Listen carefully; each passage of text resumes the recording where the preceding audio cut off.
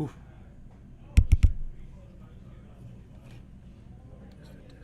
Okay, so let's go.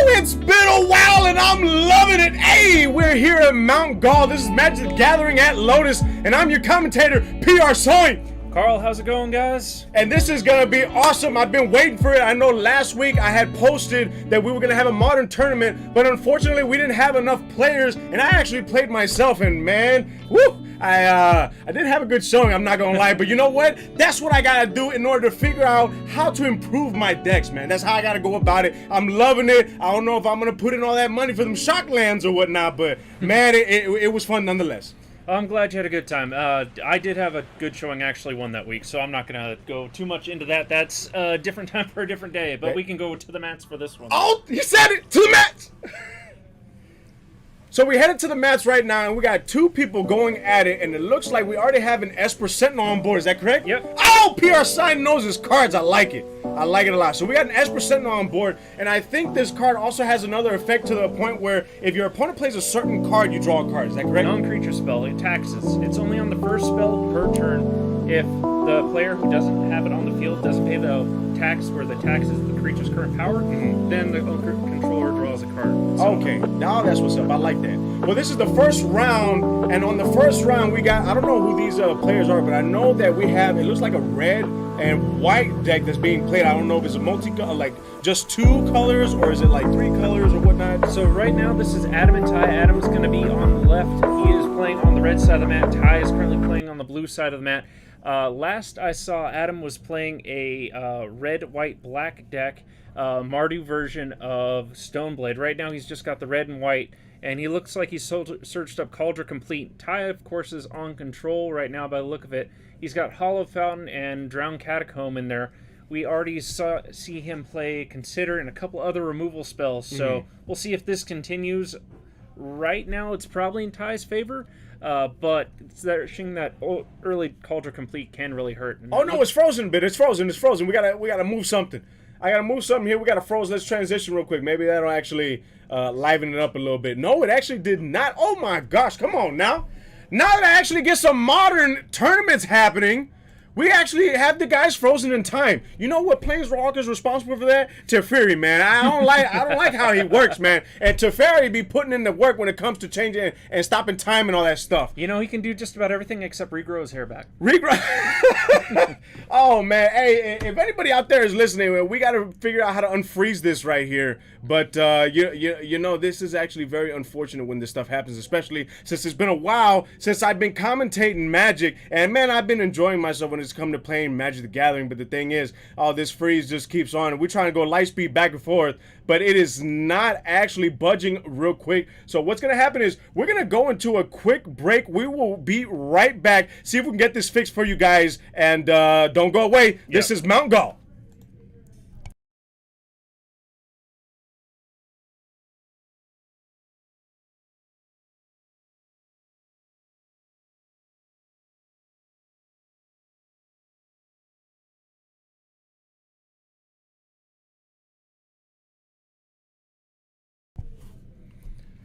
Hey, we're back. I like it. I like it. We finally actually, you know, I had a kill spell for Teferi, and now everybody is moving again. So it's pretty nice. I like that right there. Yeah. The problem is trying to catch up. That time freeze did stop us. I'm going to assume Adam actually put that Cauldron Complete on the field, but it looks like there's a few cards in Ty's graveyard, so he might have gotten rid of the Germ token.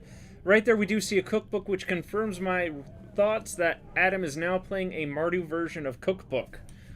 The cookbooks put in work. I know whenever I was playing in the Magic tournament, man, them cookbooks, they really don't do like too much. But the fact of the matter is the cookbook is an artifact. And man, when you play Construct, it just buffs the power right then and there just because it's sitting there on the board. Yeah. Artifacts are probably the second hardest card type to deal with outside of enchantments, and artifacts just have a lot more synergy than enchantments do, to be honest. Enchantments are very specific when it comes down to it. Hey, but you know what's pretty cool is that this past set that has come out has been Midnight at Innistrad, or at Innistrad or over Innistrad? Midnight Hunt in Innistrad. Midnight Hunt in Innistrad actually came out with a nice little extra card. It's an instant, and it's for 1 red and actually destroy target artifact, if I'm not mistaken. I actually like that too. And I actually have it in one of my sides. I actually want like 3 more cards to complete the play set, because I mean in Modern it's got to be fast. If it costs 2, I've noticed if it costs 2, it's too expensive, man. Yeah. Too expensive when it comes to the mana. So we got right here, he tapped 3 for this Planeswalker here, and then of course it looks like we got the what is that? I have not. So that's a Nettle Cyst on Adam's side. Nettle Cyst gets +1/+1 for each artifact that he has on his field right now. That Nettle Cyst is a 3/3. And of course that is Dakin or Dakin, depending on how you want to pronounce it. I'm going Dakin so I don't get sued by Dakin. Shadow Slayer. It is 1 white, 1 blue, 1 black. It enters the battlefield. It gets loyalty counters equal to the number of lands he controls. So right now he got 4 loyalty counters. Its +1 is Surveil 2, so he gets to look at the top 2 cards of his deck. If he doesn't like them, he can put them into his grave. His -3 is Exile target creature, and then -6 is you may put an artifact or card from your hand or graveyard and return to on battlefield. And unfortunately, I did have to look that one up. It's been one of the sleepers in Modern Horizons 2. And by sleepers, I mean no one's played it. That's a strong card. Okay, so that surveil keyword skill, if you surveil, looking up the top card, and then you can put it in the drop area. However, like Scry says you look at the top card, you can put it at top or bottom. Does surveil have it to where you can leave it on top of your deck, or you have to put it in the drop area? You can leave it on top of the deck, or it goes into the graveyard. Oh, okay, gotcha. Depending on the deck, surveil can be argued as more powerful. Surveil synergizes with Dakin's ability, just the sheer fact that it can minus and put an artifact from the grave or from his hand onto the battlefield. Now the question is, what artifacts does Ty have? If I had to assume, he probably has a Cauldron Complete as well. That's probably the best artifact he could put in there, but he could have cards like Wormcoil Engine, or he could have some other high-powered artifacts that we aren't just sure of yet. Right now, Ty's kind of playing a sleeper deck, in my opinion, and Adam is also playing a version of a sleeper deck because of the fact of its color variance, which is Mardu right now. Oh, okay. So sleeper meaning mid-range to long-range. No, sleeper meaning as in it's not very popular. Or it's somewhat of a new idea. Now, Adam's very well tested and he's very well defined, so he's probably gotten this idea and decided to hodgepodge two decks together, and it seems to be working out very well. Ty usually plays a different kind of style, and this is a new style that I'm seeing from him, actually. I have yet to actually see him play Control consistently, or at least a graveyard-themed deck consistently. It's usually, he plays Bant colors, blue, white, green. Right. So this is a different thing for him, and I'm really excited to see where this kind of goes. Okay, and Ty is the one on the left, or Ty's the one on the right? Ty's the one on the right, and he's in blue. Okay, Ty's the one on the right, and then who's his opponent? Adam on the left. Oh, Adam, okay. Yeah, we're going to change that, too, whenever we get into break. We'll make it to where the round is going to be, it's going to be accurate. So this round is actually going to be round 1, and then, of course, we got Ty and we got Adam, and we got Ty right now at 20 lives, Adam at 14 lives. This is actually not as fast as I've normally seen Modern, where everybody, you know, they'll use their life as resources, the shock lands all over the place, and actually they would take themselves down to a good, like, maybe 15, 14 lives. Yeah, and that's kind of what we're seeing on Adam's side of the field. Right now, Ty has actually gained quite a bit of life in that regard, but Ty's also kind of controlling Adam's playstyle right now. We've seen Ty deal with the Cauldron Complete Germ token and the Nettlesys Germ token. So right now, Ty is in the driver's seat, sort of. I'm not sure how many cards he has in his hand. It doesn't look like he has anything there. Oh, no, he's got one. He's got one card, so it might be on the verge for Ty to actually be on the back foot here. Right. Now, because, I mean, if you look by just with hand presence and board presence alone, Ty's behind the power curve unless he top decks something amazing. But it looks like right here, Adam not only has board presence, he's got quite a few cards in hand. Even though his life total is lower than his opponent's, it looks like he actually might have the upper hand. A little bit, but at the same time, Ty just played a removal spell. I'm not sure which one that is. I want to say that's the new one from Midnight Hunt, oddly enough. I can't recall its name. But it says destroy target creature or planeswalker, and then you generate a clue token or that person generates a clue token. That's what the art looks like upside down. I just can't recall the name of the card. See, and the clue tokens was actually, so when I started playing the game, it was Shadows over Innistrad, and that's when I was first introduced to clue tokens. I mean, it's not bad, you know, doing the investigating and whatnot, but I feel like that deck like that, it would have to revolve around it. Like, do you think that the clue tokens are like, you can play it in a modern deck, like you could spot it in there like standard, or no? Oh, absolutely. There used to be a card heavily played in modern called Tireless Tracker. Its ability is it's a 3-drop, 3/2. When a land enters the battlefield, it generates a clue token and it gets a 1/1 counter on it. Oh, so that was a green card, wasn't it? Oh, I know what you're talking about. Oh, and that deck didn't involve clue tokens at all. Clue tokens are just additional value. Now, unfortunately, food tokens have gone the exact opposite way. Food tokens, because of Asmo, who specifically revolves around food tokens and utilizes them to with her ability, food tokens are essential to a deck because of Asmo now.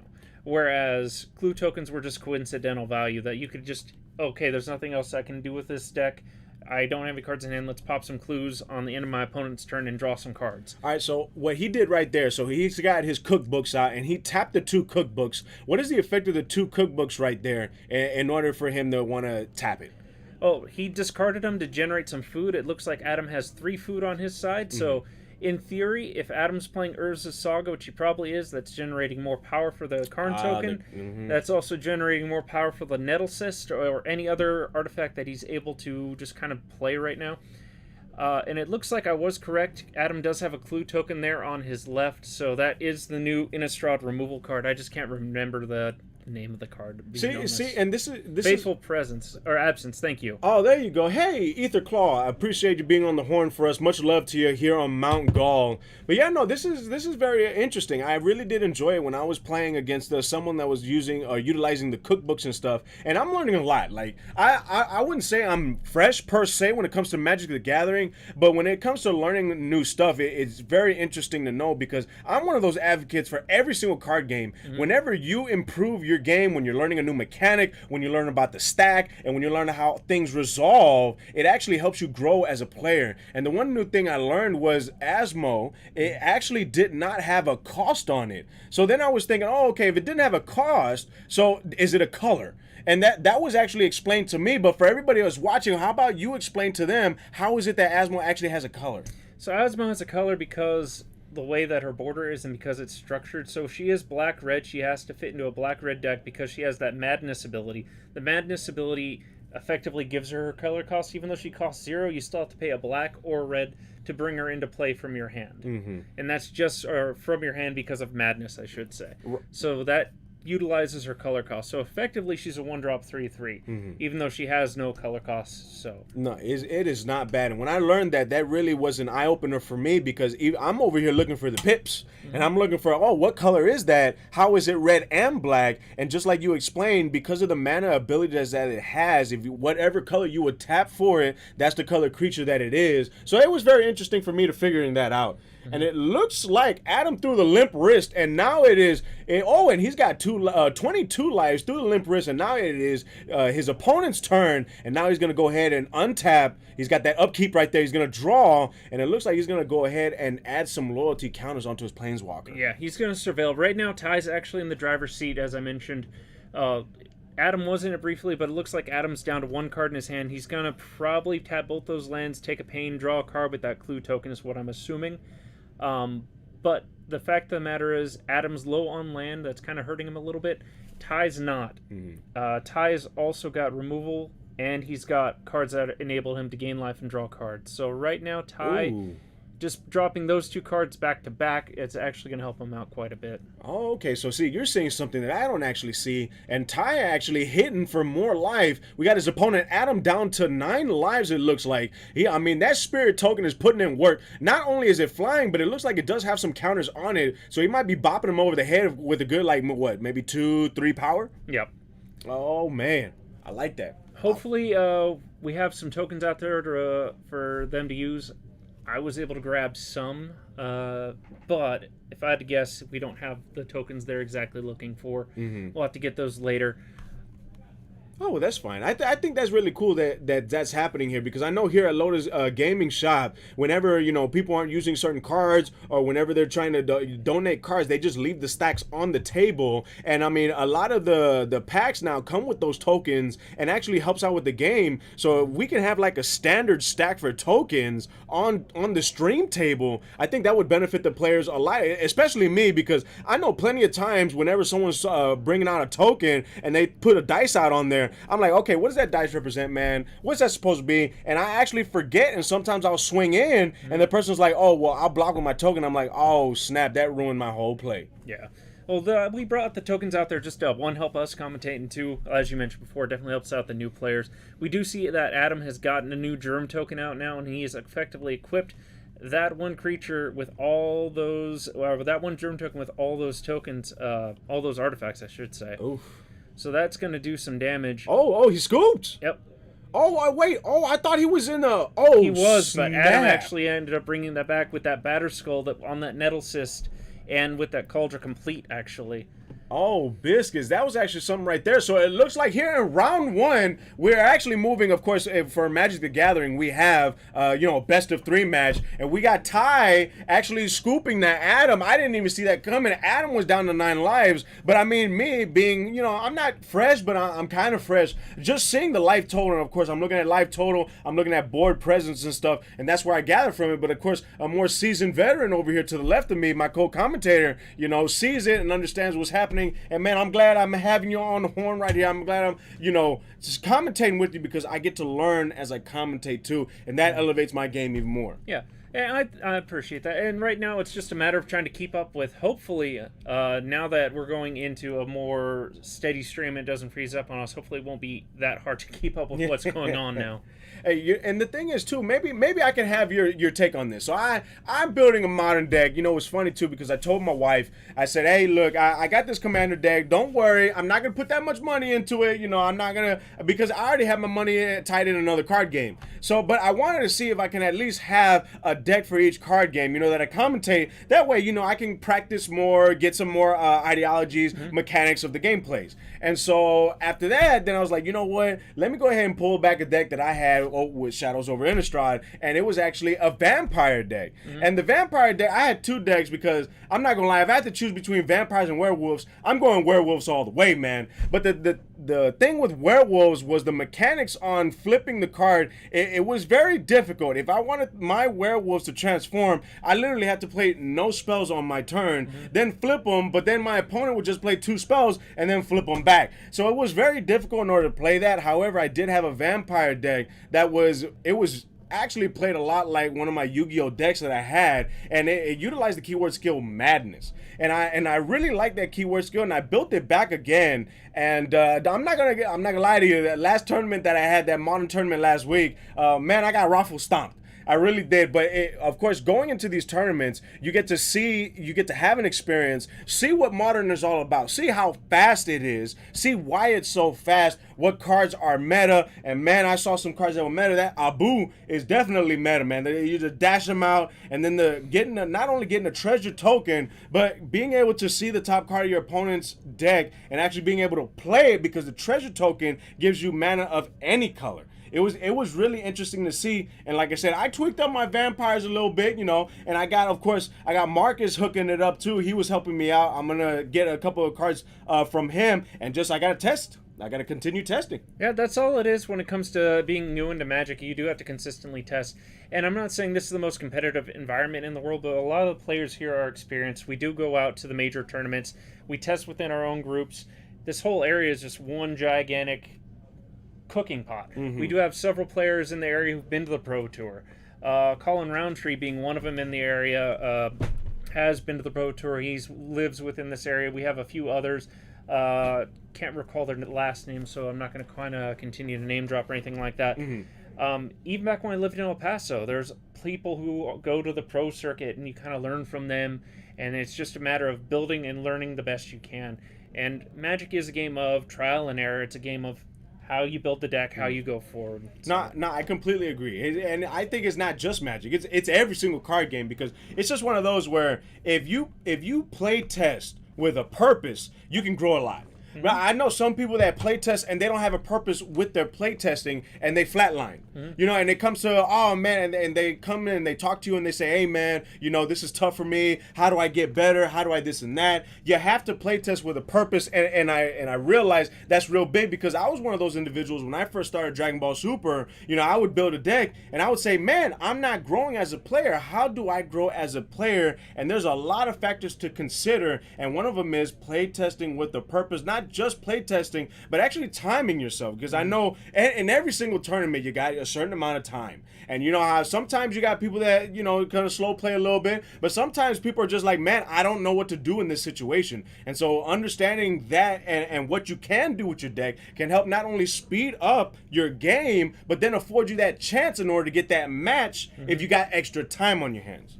That's absolutely right.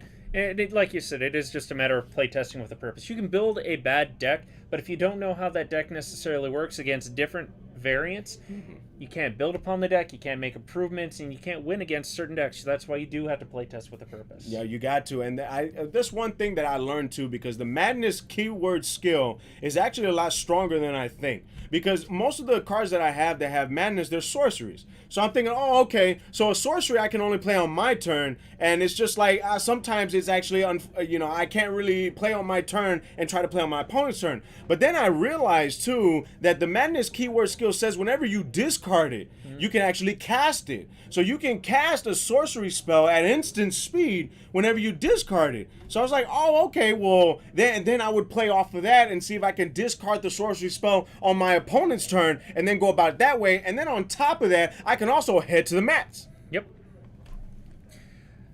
So it looks like actually I was previously wrong on that one. It looks like Adam actually scooped to tie, because we do see that Adam has actually played first there with that Esper Sentinel on the field. So that's one in Ty's favor right now. Oh, Adam scooped the tie. Oh, I did not know that. Well, you know what? Adam is down 1. We're still in round 1 here at Mount Gall, but now Adam is behind the horn. He's got to get 2 straight wins in order to take this round. Yep, and Adam's not necessarily in the best of spot, not because of the way the decks are structured, but because Ty is playing a solid control deck, and Adam, unfortunately, is playing a deck where you need to have at least 1 creature on the field. Now, his best hope is to probably land a Cauldron Complete and probably hope that Ty can't deal with it, but the fact that none of his creatures have Hexproof or Shroud even really will hurt Adam in the long run, actually. Well, it looks like they're shocking themselves hardcore now. We got Adam at 17 lives, and of course we got Ty at 14 lives right now, both of which... No, excuse me. Ty has 2 lands or 2 mana, and we got Adam having 1 mana. Man, these planeswalkers are going at it, man. We got to see some casting. Let's go. So it looks like, oh, he's casting, and this searches him an artifact, no? It does search him an artifact, but I'm also kind of curious as to how he did it. Just because he has 1 mana on the field right now, unless he's also fetch searching, which I'm pretty sure he is. There it is, the fetch search. So okay, there you he's go. he's making a shortcut, whereas Ty actually played Faithful Mending. That's going to discard 2 cards, draw 2 cards, and gain 2 life, and then it has flashback for 3. So that's the more fair version of Faithless Looting.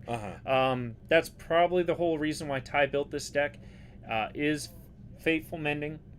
Innistrad did not do a lot for Modern as much as Modern Horizons 2 or any Modern Horizons deck set will do. But it did introduce some rather interesting cards here. We do see Faithful Mending. We saw Fateful Absence earlier, which I wasn't expecting at all. And there are some couple other cards like Consider down there as well that do see play from Midnight Hunt. Oh, you know what? And that's what's up. I mean, it's unfortunate that most of the boxes that comes out or the sets that come out, they really can't help do too much for Modern. I mean, it has its own format. You got Standard as well if you wanted to work that one. But I noticed real quick that Standard actually is expensive. I wouldn't say I don't know if it's as expensive than Modern or more expensive. All I know is that, man, if you're trying to play Modern, it's them fetch lands. It's what's really very expensive. And then you got Standard, where you're consistently buying sets every, 4 months, 6 months? Every 3. Every 3 months, so it can get very, very expensive. And I think Standard is the last 4 sets, or? They re-edited. I think it's technically the last 8. Up to a certain point, it's technically the last 8, and then as soon as the next one comes, it rotates, and then it's the last 4. Now it technically might be 5 because of Innistrad Midnight Hunt and Innistrad Vows or whatever it is with the vampires. It's getting kind of gray area, very gray with that. Okay, I got you. Well, it looks like Ty right here, it dropped the 3rd mana for the game, and I'm thinking what he's actually going to play, and it looks like he's about ready to play something, but I don't know for how much. Oh, he shocked himself for some reason. So we got 15 lives at Ty's end, and we got 14 lives at Adam's end right now, and oh no, he shocked himself again. He's down to 13, so he has to sack his own land. He's fetching. Oh, he's fetching. Oh, okay. So they're doing it all at once. They're doing it all. Okay. And right there, he's playing. Actually, Ty is actually playing a card from Strixhaven. He's playing a card that whenever he casts an instant or sorcery, it's going to generate him a pest token. That's what they were looking for. That's what that insect token represented earlier. Was a pest token. Instead, they got a 1/1 insectile token. Okay, so we'll have to get a pest token for later. And for a pest token, does it have any keyword skills on it that I need to know about, or is it just like a 1/1? It's a 1/1 black-green pest that when it dies, you gain 1 life. Oh, black-green pest when it dies. So in a sense, it's kind of like lifelink, but I mean, not really. It's okay. Die, gain a life. Okay, not bad. Not bad at all, because I've noticed that in Modern, if you can try to like frequently or consistently gain some sort of life throughout the game, then it actually can hinder your opponent a little bit in trying to rush you down. Correct. Life gain is not a huge bit of the Modern format, as it would be with a lot of other games. But if you can gain enough life, you can stall out the opponent to break out the win. That's the name of the lifelink game here in Modern, is to stall. Definitely, because the hands just dwindle slowly but surely, and it looks like he's got cookbooks a galore right there. And he used the cookbook, tapped it. I think he discarded a cookbook, and now he targets that creature? Yeah, he tried to. And that creature has ward on it. In order for that creature actually be targeted, Adam has to pay 3 life. If he doesn't, the ability is countered. And so Adam did pay the 3 life there. So I like that keyword skill, ward. I actually have in my commander deck. I got a few creatures that have ward. Whether it gets countered if you target the creature, unless they pay 3 extra or 2 extra, it gets countered. And that's actually, I like that. I like it. It forces your opponent to either tap out or they forget you have ward and they're like, oh man, I wasted one of my resources on your creature. Ward is very neat. There we do see Ty play Dakin again, or Dakin. Right now his loyalty is 4 on ETB, which is fine. He'll be able to surveil, he'll be able to exile creatures, and he's going to exile that creature right now, which is perfectly fine. I don't expect the Dakin to last the turn. So it's gonna deter or move all the attacks from him. He's the planeswalker to the planeswalker he has on board. Yes. Okay, I got you. So it's kind of like, in a sense, it's like you play a planeswalker. It kind of helps you and protects you for a set amount of damage. And that's not bad. It deters all those attacks away from you. It's either your win con or it's a sponge for damage.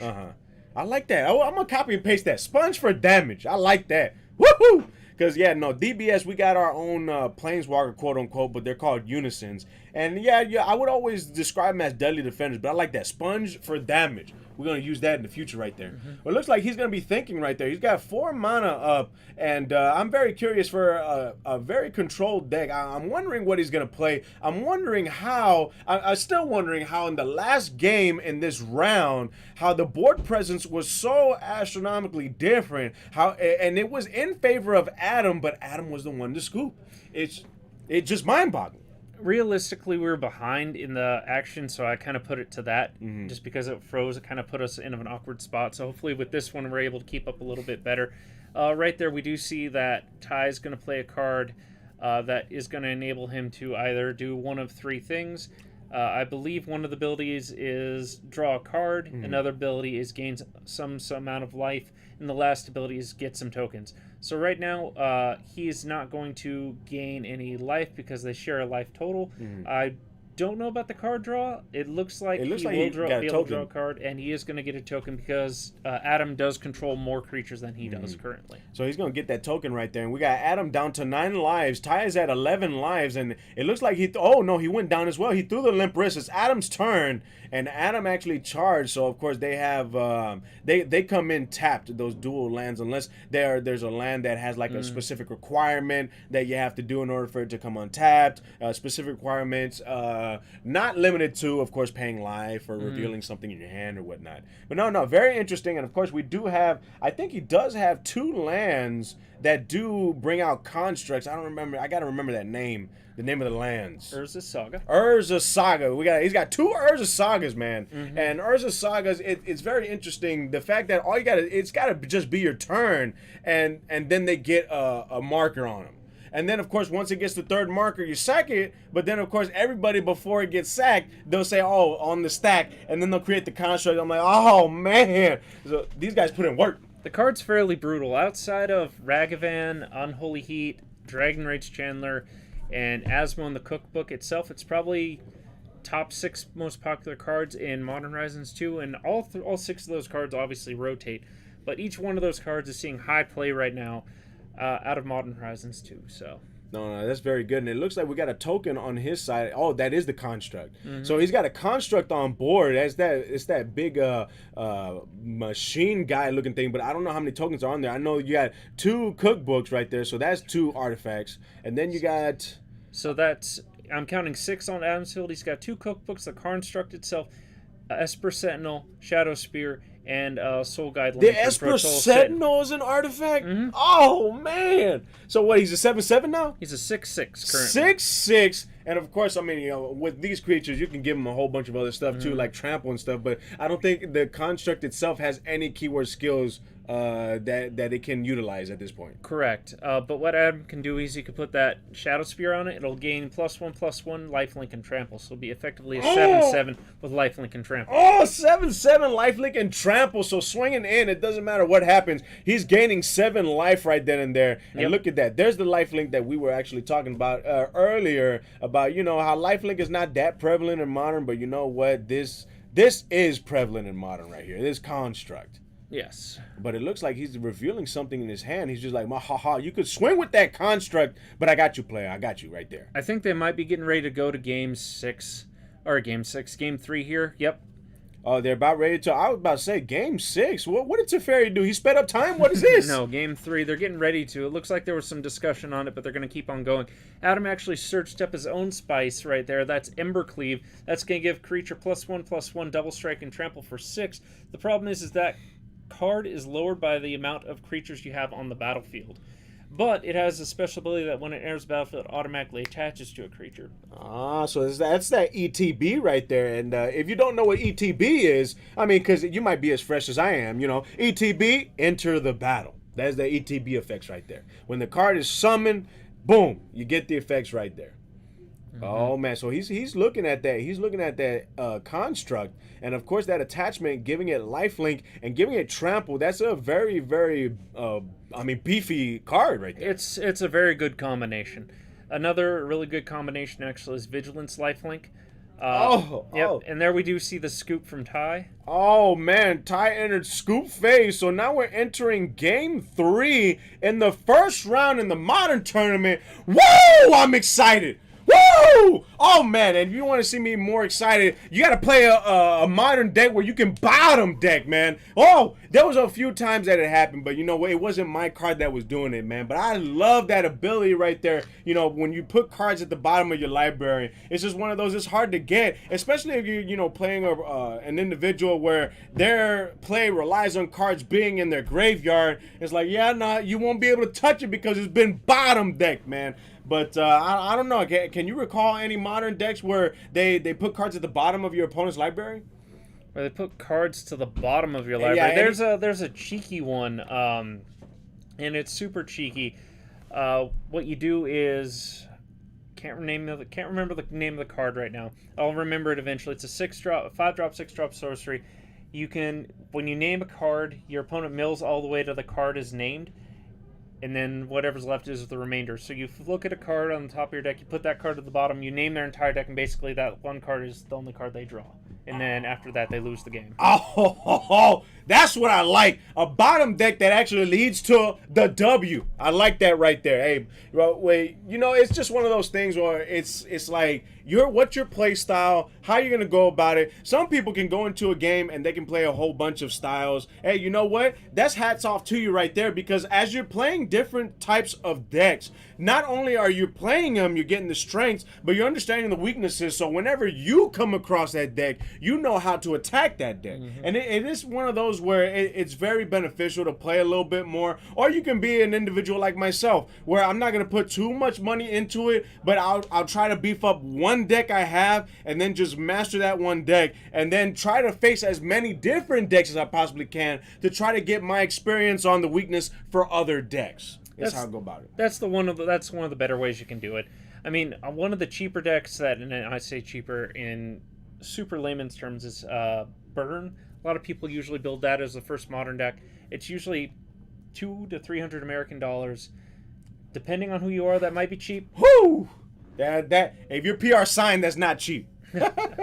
But that is one of the cheaper decks that you can buy into Modern with, and once you master that deck, you generally have a good gist of where you can go. Now, unfortunately, a lot of the higher tier Modern decks are upwards of $1,000, if not $2,000, depending on what you are playing against. That's expensive, man. That is expensive.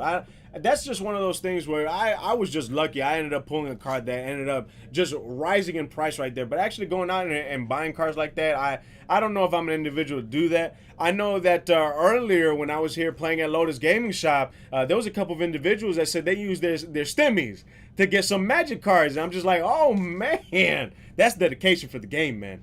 And sometimes it is. So it looks like I'm going to actually retract my previous statement again, and it looks like Adam actually cleared both games. I think what happened is usually people end up going. Whoever loses ended up going first, but I think Ty actually gave Adam the play that game, which is very unusual. But he might have done it for control purposes. Who knows? Oh, I see, I see. So, well, it looks like we're over here trying to look for a game 3, but we're going to try to make it to where it's actually obvious who won or not when scooping happens like that. We're going to see if we can get a card, and the winner, you'll put the card where the winner is. That way we can make it to where we always know who got the W and who didn't. Hey, but real quick, that was the end of round 1. We will be back, players. We will be back. We're here at Mount Gall. This is Magic the Gathering at Lotus. I'm PR Sully. Catch you guys in a minute. And don't go away.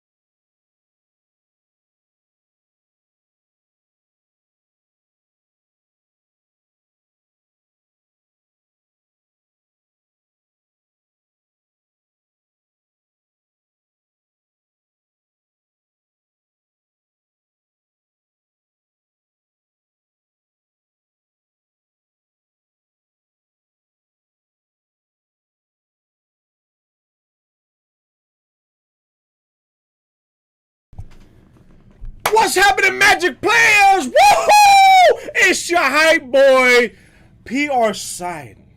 Carl, how's it going, guys? Welcome back. And we are back with yet another round here in our modern tournament for Magic the Gathering. This is Mountain Gall. For all you planeswalkers that are watching this right there, hey, we're trying to watch what we can. We're trying to learn some new spells and cast them out there. But before we continue, we got Prince of Destruction on the horn right there saying that, hey, PR Side is your co-commentator, the Prince.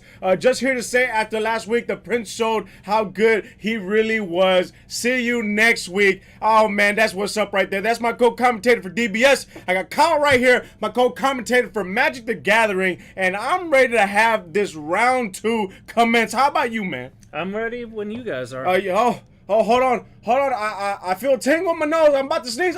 Bottom deck. Ooh, I'm sorry about that. It's just one of those things that I had to get off my chest too because Prince right there. I don't know if he's watching or not, but yeah, no, we gotta yell out bottom deck for him right there. But yeah, let's go ahead. Let's head to the mats and see how long it's gonna take for them to commence with round 2. I like it right there. I like it. We got Will and we got Ty. Hopefully they're in the right place right there. I know Will, man, he was the first competitor that I had faced last week, and he definitely uses Asmos and the cookbooks. This man is a chef. Oh, what is that card right there? It's Thoughtseize with the old school artwork. He's going to get a chance to look at Ty's hand.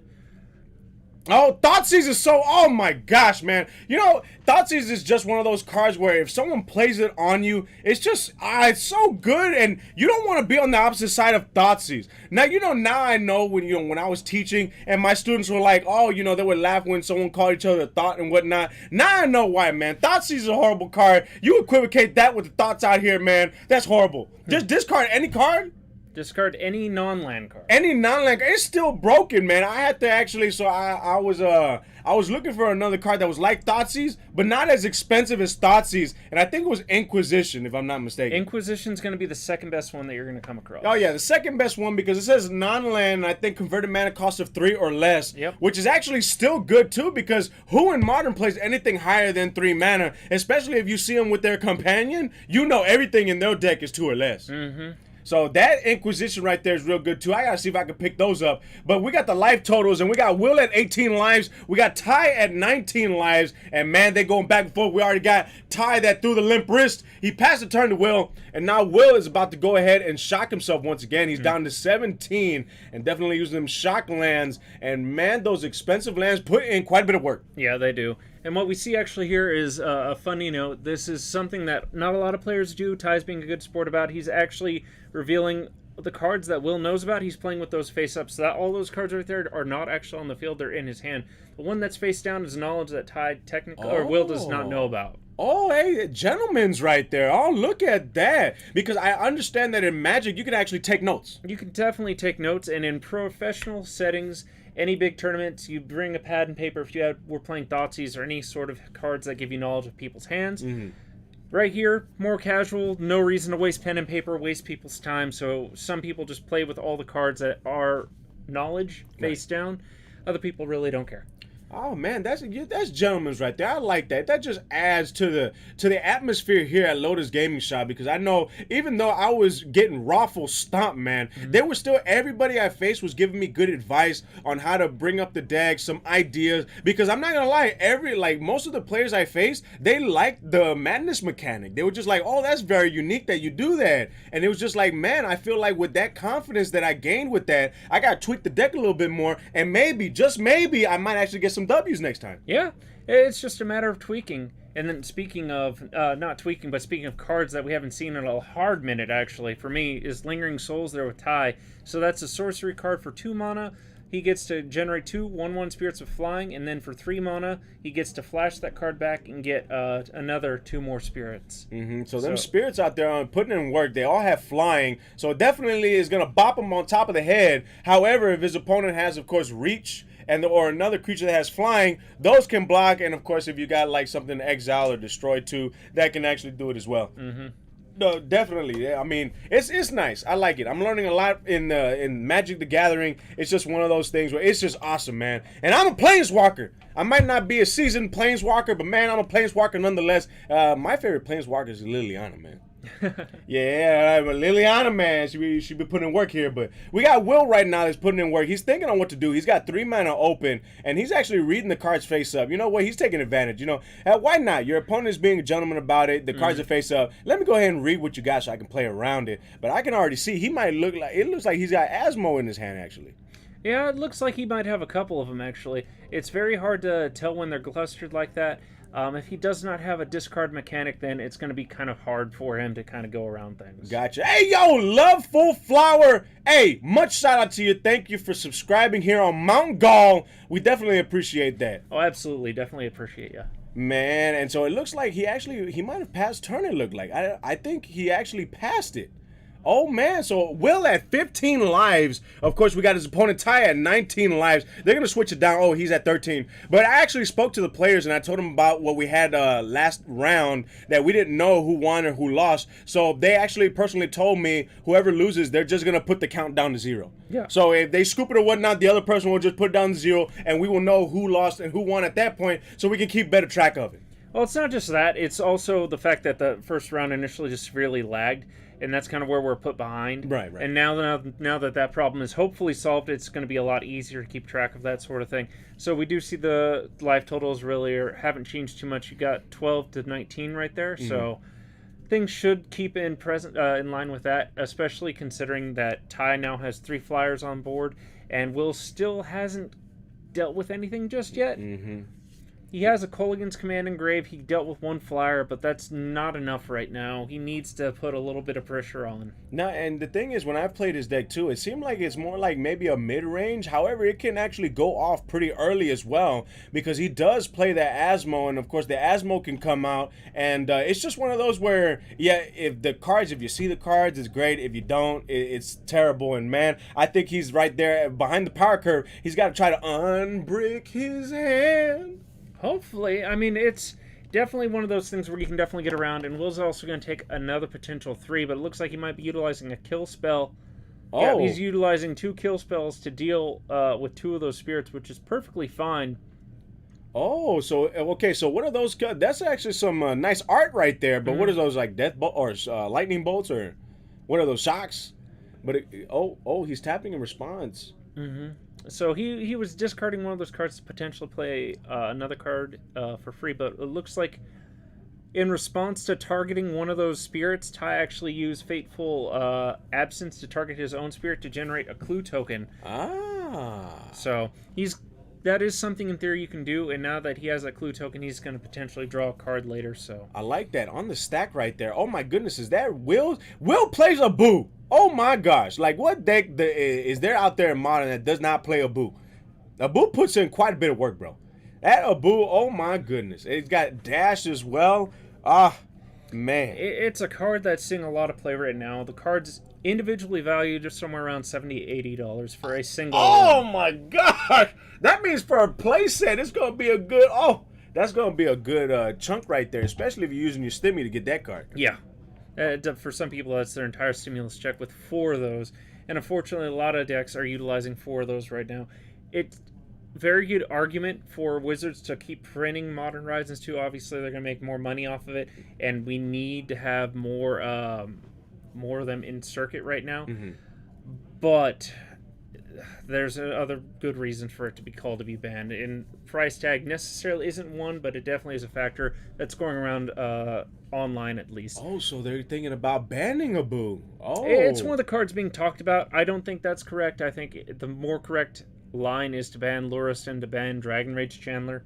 Those 2 cards are correct. Lotus is only $10. Dragon Rage Chandler is also only $10.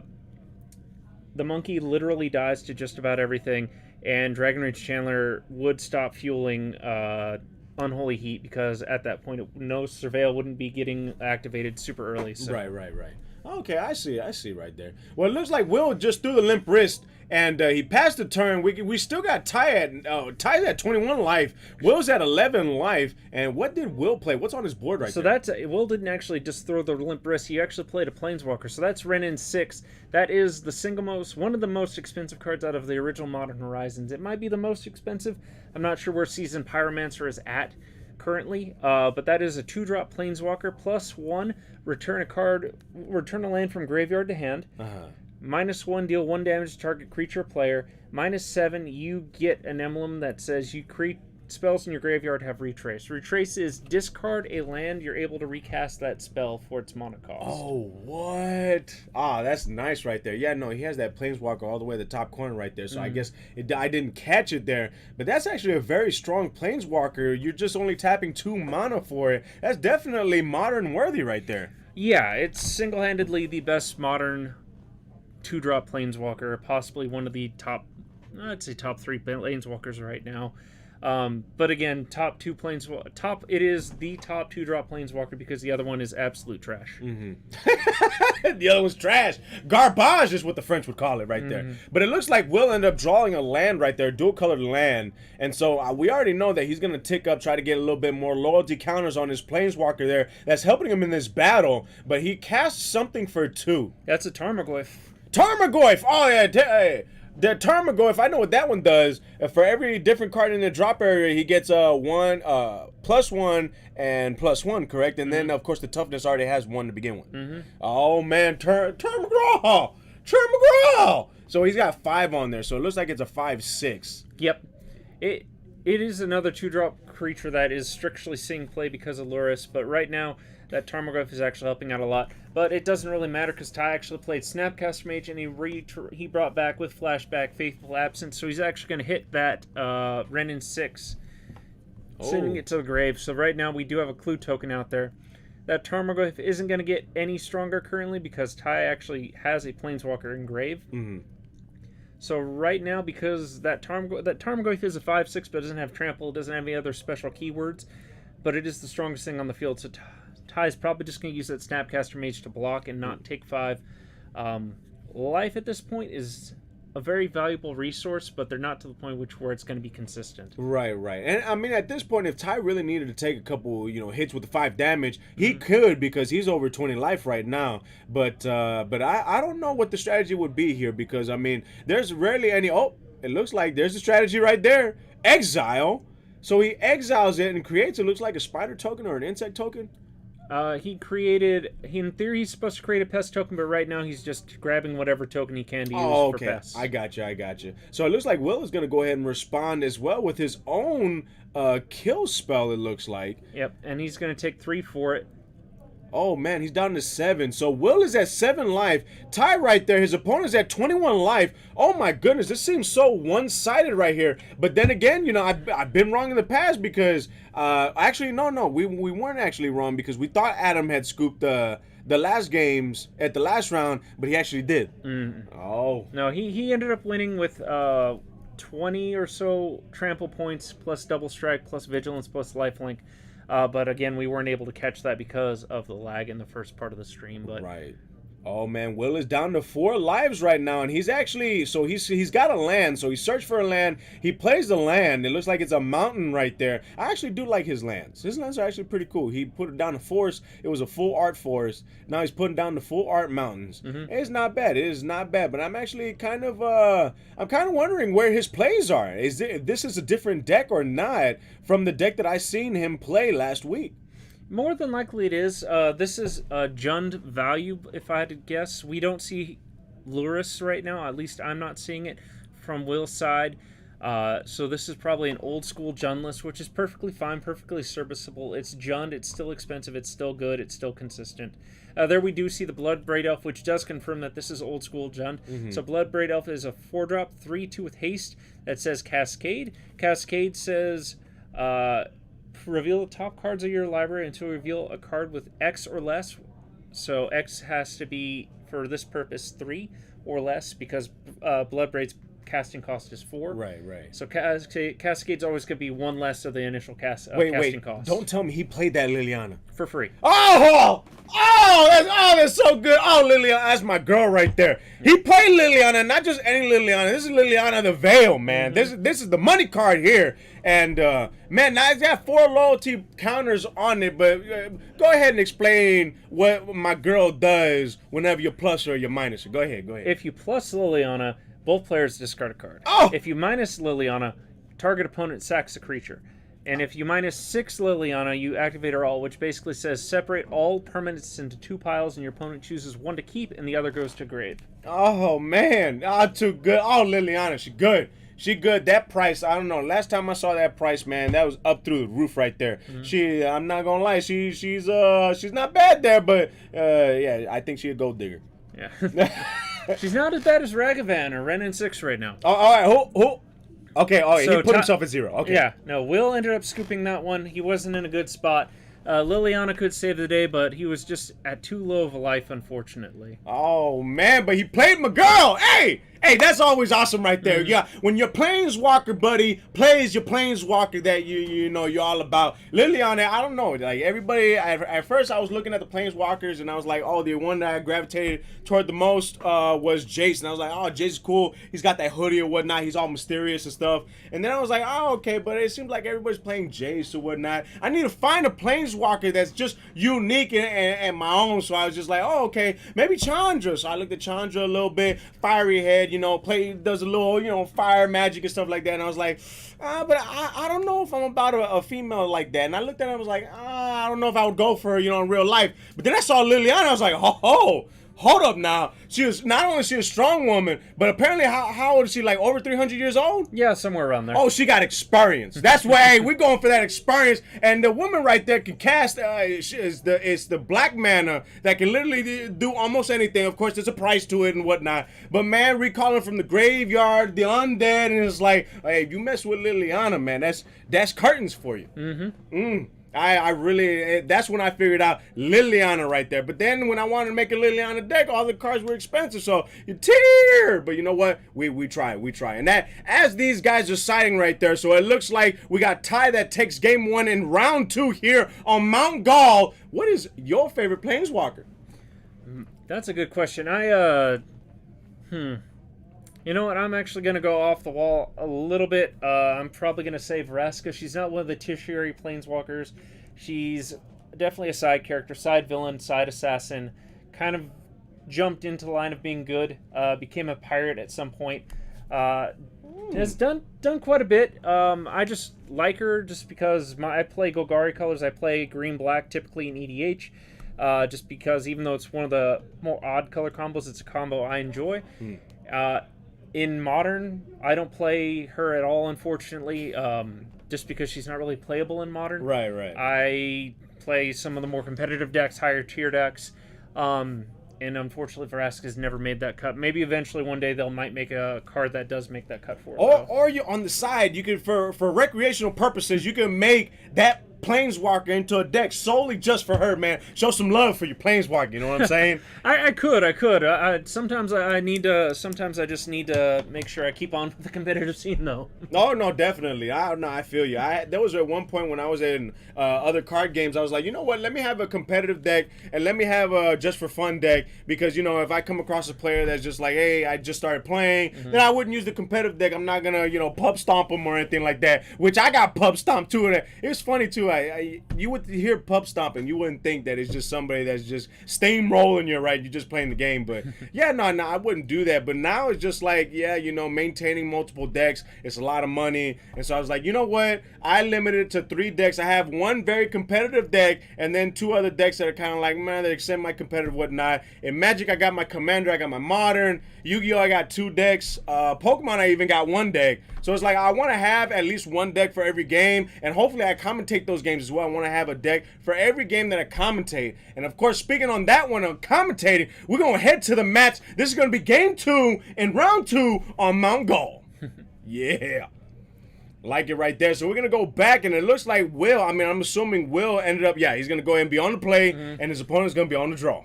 So Will's going to go down to 19. He's going to Inquisition a Kozilek right off the bat. He's probably going to take that Dakin, but we do see an Esper Charm there. We do see that Fateful Absence, and we do see a Snapcaster Mage. So, he played Thoughtseize, didn't he? No, he played Inquisition of Kozilek. Oh, Inquisition. Oh, okay, the weaker version of Thoughtseize, but still good nonetheless. Yeah, against this particular matchup, it's actually really decent. I don't know necessarily what Will would take here. I would probably go with the removal, because that is one of the few things that Jund, at least at this point, until he hits the forward curve, will have a hard time dealing with, is the 1-for-1 removal. Oh, okay, I got you there. And you know what? I said I was going to do this, but I didn't even get to do that right there. Let me go ahead and change it up there, too. We're going to save it right there. So the number that you're going to see on the top of the screen, we got, of course, we got round 2, we got Will, and we got Ty. The numbers are going to represent the games won in this match. And so we got Ty got 1 game, and then we got Will, of course, with 0, and this is game 2. So that way you can keep up with what's been happening there, right there on the screen. Mm-hmm. Yeah, I like it right there. So he went ahead and did the Inquisition. And what did he rip out of Inquisition? It looks like he did rip that Fateful Absence, which is what I thought he was going to do. But now it looks like he's showing him that Esper Charm initially. Esper Charm does read draw 2 cards, counter something, and bounce something, or gain some life. It's been a while since I've seen Esper Charm. A lot of the old school charms no longer see play. That is one of the few that does. Oh, okay. So one of the few that actually made its way to playing in Modern, and sounds like it's actually not bad at all. Of course, gaining life and then gaining hand advantage. Mm-hmm. Anytime you can gain hand advantage in any card game, it's always going to be beneficial, especially when I actually started playing Modern, and I realized how fast a hand really goes, whether it's my opponent's hand or my hand. And I'm like, well, that's why I put specific cards in my hand or in my deck in order to help out with that. And I don't know if you know, this is a visitor or asylum visitor.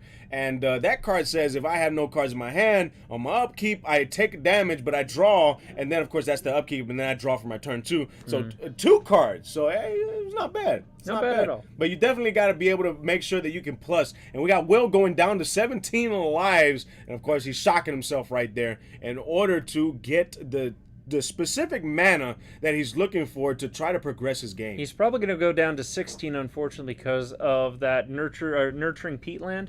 He does have to lose 1 more life in order to produce a colored mana. So it's a total of 3. Total of 4, because that was a fetch land. Oh, 4 damage. So, okay, so playing it, you take life, and then sacking it, you take life? So, no, with the fetch land, you sack it, you lose 1 life. Okay. The Blood Crypt, it comes into play untapped, you lose 2 life. The peatland, every time you tap it for mana, you lose 1 life. So that'll be a total of 4. But I'm not sure exactly what happened. It looks like he just decided to play it and have the thing come to play tap. He just tapped Nurturing Peatland for something else. So that's why Will is currently at 17. All right, so it looks he played like another Inquisition. That's what happened. Ah, the Inquisition right there. But it looks like Will is thinking about she's out. He got my girl out there, Liliana the Veil, man. The Veil, she's waiting to be married, man. She's waiting, but, you know, unfortunately I'm off the market. But, you know, hey, that's Liliana, bro. That's Liliana right there. And, of course, he tapped out to play Liliana the Veil. And we shall see if Liliana survives. Because if she does, man, she's going to wreak havoc, man. She's going to wreak some havoc. Yeah, being forced to discard a card every turn is really difficult. And Jund is one of the few decks that can play that Liliana very successfully. Oh, he passed her. He threw the limp wrist. Oh, yeah, my boy right there. I'm not going to lie. I'm a little biased because he played my girl, man. He played my girl. And we see backup with Ren in 6 there. So that's 2 walkers on the board right now. Will is now going to basically make his mana perfect because he's going to constantly bring back a fetch land. He might be losing life ultimately, but he's going to make his mana perfect and thin out his deck at the same time. Yep, deck thinning is deck winning. Definitely in every single card game you have played, that's always going to be the case there because the less cards in your deck, the higher the probability is that you actually draw the card that you need in order to try to get that W. Mm-hmm. It's not really looking that good for Ty right now, but I could be speaking way too soon. He does have another deck, and it looks like I can't tell what that 3rd card is on the right. I believe he also has a Snapcaster Mage. So who knows, maybe he might be able to get rid of one of the walkers, but he definitely needs to get rid of one of them to have some sort of chance. If I had to pick out of the 2, I would say you need to get rid of the Liliana first. Oh, my girl right there. He went ahead and plus. She's got 5 loyalty counters on her. And with that +1, that's when they both discard. Mm-hmm. Oh, they both got a discard. Too good, man. Too good. She got that experience, man. She got the experience. Now, man, if Liliana bottom decked, oh man, that would have just sealed it. I actually probably would have gotten a copy of her just because she's my girl and she bottom decks, you know. Mm-hmm. That'd make her blue though, unfortunately. Oh, bottom decking is a blue characteristic? Anything that involves deck manipulation to that extent is definitely a blue ability. Oh man. So you're probably looking at Jace, unfortunately, or Teferi, or any one of the blue walkers. Heck, even Ashiok, who's blue-black, might be able to do something to that extent. Oh man, but I don't know, man. With over 300 years experience experience, you would think that she would learn a thing or two of the other colors. You know what I'm saying? You would think, but currently she's exclusively black. All right, so we got something on board right there that has 4 counters on it. What is that right there? So that's another Tarmogoyf. Tarmogoyf! So that Tarmogoyf's a 4/5. That's going to be putting on a lot more pressure for Ty. He's probably thinking about what to do. I don't know necessarily what his best option here is, because if he plays the Dakin, it's only going to be 3 loyalty. Its minus ability is going to get rid of that Tarmogoyf, and he's not going to be able to do anything else. This Planeswalker's going to run amok. So he needs to have something in order to deal with the rest of these guys here. It doesn't even look like he has a hand, though, but he's got 2 Planeswalkers. He got Termagral, and, man, it's going to put in work. It's going to put... Oh, he tapped out! Snapcaster Mage, and he's going to flashback Fateful Absence. And as I mentioned before, he killed that little... No! Oh! Why are you getting rid of my girl, man? Unfortunately, that is a threat. So with what is going to happen is Will now is going to tick down, get rid of that Snapcaster Mage, and get at Ty for 5. Or at least that would be what I would do.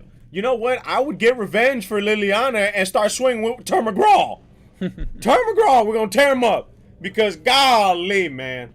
But Will thinking right now, of course, he's got 4 mana. He's going to go ahead and plus off of the Planeswalker that he has right there. And he's going to minus. And the minus is going to get rid of that Snapcaster Mage, as I mentioned before. They're tallying up all the cards in graveyard to make sure Tarmogoyf is square, which he is.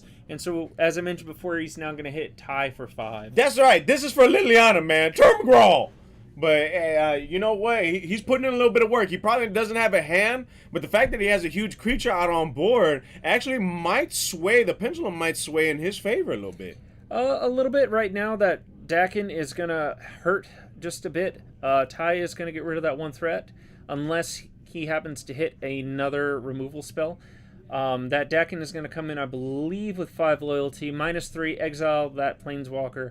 And that's going to leave them both kind of at a small standstill. Okay, so they're pretty much going to be top decking at a certain point. So we got right here, he plays a land, and then, of course, he's searching for a land.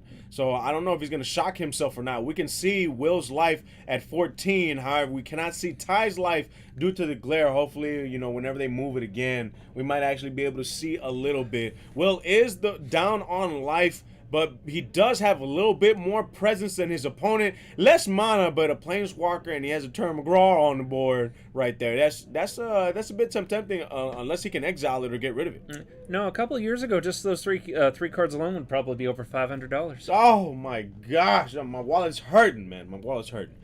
So we do see the Dakin come down for 5, and then Ty played another card. He is going to get some tokens, I believe, out of that, and potentially some life, and potentially draw a card. It really depends on what the situation might be. It looks like it's just the card draw, and it will be the tokens. So the converted mana cost of the Dakin is 5. The converted mana cost is total. 3. The loyalty is 5, because it enters the field with number of loyalty counted equal to the number of lands you have in the field. So as I mentioned before, he -3. He exiled the Tarmogoyf, and right now Ty is currently recovering with those 2 tokens, but it looks like that's a Culligan command, so he's going to kill that Dakin, and he's going to force Ty to discard. So right now they're both kind of on top deck mode, but Will's in a little bit better spot because he does have the Planeswalker. Oh, here we go right there. It looks like he's going to go ahead and sack one of his lands, and of course he's got 2 cards in his hand now. Oh, he plays a land, and yeah, he's going to go ahead and throw the Limp Wrist, and then it looks like on the upkeep, Ty is going to do something. He tapped out. He's untapping right now. He's considering his options. Will minus and killed one of his tokens, and Will can potentially draw another card because of that Nurturing Peatland. That's the second ability on that card, is you sack that land, pay 1, and you draw a card. Okay. So Will's in a little bit better spot, as I mentioned before. Depends on where Ty wants to go with this swing. He's going to go after that Wrenn and 6, which is perfectly fine. That forces Will to either sacrifice his Wrenn and 6 or plus the Wrenn and 6, which is, I think, where I would go. I would plus the Wrenn 6. I'm not too worried about a 1/1 token in this position. Oh, look, he's got more cards coming out right there. I guess he's trying to search for what he wants to pull. Yep. And so we see that card from Strixhaven again. That's a 3/2 with Ward and Menace. Whenever you cast an instant sorcery, he's going to generate a pest token. So Menace. I like Menace right there. That dude is crazy. You cannot block him unless you're blocking with 2 or more creatures. That Menace right there. Like I said, I know a little bit of keywords, but not all of them. There's an Abrupt Decay. Where that decay is going, it's going to go after that card from Strixhaven again, which is perfectly fine. Will loses 3 more life. I don't think he really cares about that too much. And Will did plus up like I thought he would, so Ty's gonna still be on a rough spot at this point. I gotta commend Will right there. I like the way he throws a limp wrist, man. It's got a little finesse to it when he throws a limp wrist, and it looks like his deck literally just has a lot of removal in it. That last turn he just removed and threw the limp wrist, man. He just threw it with that finesse. That's what Jund is. Jund is the most quote-unquote fair deck in Modern, especially Big Jund like he is currently playing. It is just creatures, planeswalkers, removal. There's no counter spells. There's no really major combos in the deck. It's just a firm, modern, mid-range control deck. Okay. I see that. I see the mid-range. I see the control. It looks like Will right there is going to sack a land. He's got a little bit more at hand. And, of course, he's going to draw for his turn because we got his opponent tied through the limp wrist. And we're going to see what Will ends up doing, if he's going to go ahead and continue trying to remove his board, or if he's going to try to establish his own board and get a Turn McGraw on the board right there. And he definitely would have a lot more than 5 counters on it. It's just very good to see. I like it. Me being, I'm not, like I said, not too fresh, but I really do enjoy Magic, especially with the artwork on the cards and the fact that they have, different art styles. It's just one of those things that I really do enjoy. It's a card game that is just one of those where I can see myself playing it for a long time, but I don't know about that money situation. It was just, I would tweak here and there if maybe like there's like a common or an uncommon, kind of like a little pauper deck, you know what I'm saying? Yeah. Pauper's definitely a popular format, and it's not one of the formats I play. Just no real desire to play Pauper. But it is a format that I will acknowledge a lot of people love and enjoy because it doesn't really cost a lot. You can get a really good Pauper deck for, at the most, $20-$30. At one point, there was a really expensive Pauper deck that were probably around $200, but that's because they never reprinted the card Oubliette until recently. Okay. I was about to say, an expensive Pauper deck, that's an oxymoron right there. That's like jumbo shrimp. But, did you see it right there? Did you see how Will just threw the limp wrist right there? He cups his hand a little bit, and then it's just like a slight tilt toward his opponent, and then he brings back his hand right there. That's limp wrist right there. That's when, you know what I'm talking about, when you're playing a card game, and you're so in focused and intense in the game, and your opponent does not want to talk to you, but they want to signal to you that it's your turn, that's when they throw their hand right there. Yeah, this sort of motion. Yeah, that's what I'm talking about, that limp wrist. And so now it's Ty's turn, and Ty, of course, we got the unkeep, we got the untap, and then the draw, and he's thinking on what to do right now. And I'm actually very curious. He's got to swing out. He's got to try to do some damage. But hey, you know what? We'll establish another Turn McGraw. Tarmogoyf isn't going to really matter too much in this case because he does have that card with Menace. He can't block, and if I were Ty, I think I'd be going at that Renin 6. It's just gaining way too much value, but I'm not sure if that is necessarily what Ty wants to do at this point, if he wants to put the pressure on or not. So it's just one of those things. It's a mentality game. It's one of those where you gotta figure out where you're gonna go and how you're gonna go about it. Like, I'll play a card game, and maybe I don't have board presence, I don't have a hand, but I still got all my life. And it's just like, okay, I see you're controlling me, I see you're doing this, but if you want the W, you have to hit me. You got to take me from whatever life count I'm at to 0, because every time I get to draw, that's another opportunity that I get to come at the crackback, man. Is for me to try to come back and try to get the W. And so you definitely have to go in with a plan, start swinging in, because I feel like sometimes when players play safe, that can actually be the deciding factor, and they actually lose the advantage in the game. It is. It definitely is. And I think we just saw Ty do what I thought he was initially going to do earlier, and that is swing with that Menace, get that Renin 6 off the field, and now he's played removal to get that Tarmogoyf off the field as well. So Will is no longer in that best of position, although Will does have an engineered explosives on the field, which for what I assume is 0, so that's going to put Ty in a rough spot initially. Unfortunately, that one card he has on the field can generate pest tokens, and it is one of those cards that he can rebuild his board presence with. So Oh, okay. All right. So it looks like he's going to go ahead and play a land for his turn. And of course, it's going to come in tapped. It's one of those dual colors. Oh, and then after that, he threw the limp wrist. So he's actually just playing lands and passing. He's removing and he's passing. But hey, his opponent is actually just removing the threats as they come out, which I think is a very good strategy. You don't want to get the boulder continuing to steamroll down the hill, because then there's going to be a certain point where you can't stop it. Correct. And right there we saw Will do exactly what I thought. Again, he popped the Engineer Explosives on 0. And it took me a while to remember the card's name, but Sedgemoor Witch. A lot of people thought it was going to see modern play, and it has seen slight bit of play. A lot of people were calling it the black version of Young Pyromancer. The tokens are relatively useful. It just comes down a turn later, but it can protect itself, which is kind of nice. Okay, I like that. Oh, it looks like we got a play here. We get another Snapcaster Mage. The question is, what card does Ty want to bring back? I'm personally would lean more towards that Esper turn to draw a couple of cards, but it looks like he's going to bring back something else. That Snapcaster Mage really puts in work. You can grab any card from the drop area, or No, is this... instant or sorcery. That's all you need right there. That's how he's been getting rid of the... Oh! He just gave it to him. Oh, man. Yep. Oh, Ty's been putting in that work, man. Oh, my goodness. I like that. It's very enjoyable to see these matches, man. They're just going back and forth. He's just showing his experience with this deck. He's showing what he can do, and I like it, man. I really, really like it. What is it? Is it a white-blue deck is what it is? His is Esper, so it's white, blue, black, and the central purpose of Esper is control. Initially, the term comes from Alara. It's called a shard color. Shards of Alara is a plane, or Alara is a plane of existence within the multiverse, and that's just one of the shards that comes from it. Another shard, oddly enough, is Jund, and that's what Will was playing. So those two are two classically matched, and were probably the top two shard colors at the time. You have Esper, white, blue, black, Jund, black, red, green. You have Bant, blue, green, white, Naya, red, white, green, and forgive me, this stuff takes a bit. And then Grixis, red, blue, black. I'm trying to not mix up all the colors. Hey, I'll give you all the time you need, man. That's a lot more knowledge than I got right here. But that was the end of round 2 here on Mount Gall. Guys, stay glued to your seats. This is just one of an awesome day. We're playing children's card game right there. Shiny, expensive cardboard. It's awesome. I am your commentator, PR Sign. Carl heading out for a bit. And don't go away.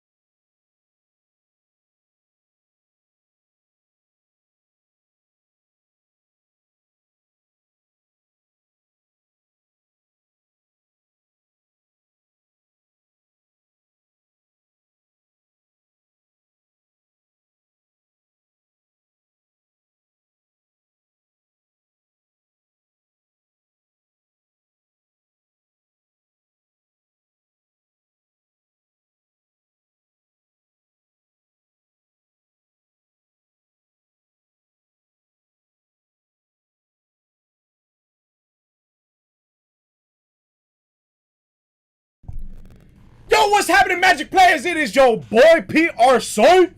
Carl, welcome back, guys. And we're going ahead straight into the action right there. Here in round 3, we got Brandon and we got Eli. And this is actually very interesting, too. Of course, they started a little bit, and we're just going to play catch-up a little bit right here. Yeah, it looks like it's Jeskai, and if I had to guess, Gigantha Triome. So we're looking at our Sultai Triome, so red, white, and blue versus black, blue, green. Red, white, and blue. Ah, this man's patriotic. A little bit. Whoa! And then you said blue and green. Blue, green, black. Blue, green, black. I see. That's one of those things that I've noticed too. Like, you see a lot of competitive decks, and those shocklands. I see the value in the shocklands. If you're playing tricolor decks, you need the shocklands. I feel like it's just one of those things where it's a must because you can actually search, and then the lands they can tap for 2 different types of mana instead of just 1. Yeah. Well, it's not even just tricolor decks. Dual color decks need them. The only time you don't need a shock is if you're running a monocolor deck, really. Oh, okay, monocolor. But how frequent is a monocolor deck in Modern? There's only 2 that I can think of off the top of my head, and 2 is a very loose term. Any version of Burn or Prowess, so as long as it's mono red, do not need shocklands. They could utilize Canopy lands, the ones that you paid sack to draw a card. Same thing for Hammer Time. Hammer Time is effectively mono white, but they do utilize the Canopy lands again for black to draw cards if they need to. So. Oh, okay, I see that.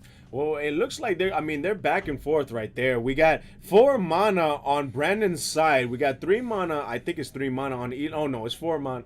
Yeah, 4 mana on Eli's side, and they're going back and forth. But man, I don't think either of them have a life total count on the actual screen right there. So while you speak about what the different type of gameplays these decks are, I'm actually gonna go in there real quick and see if they can actually put a life total phone up there so we can keep track of it.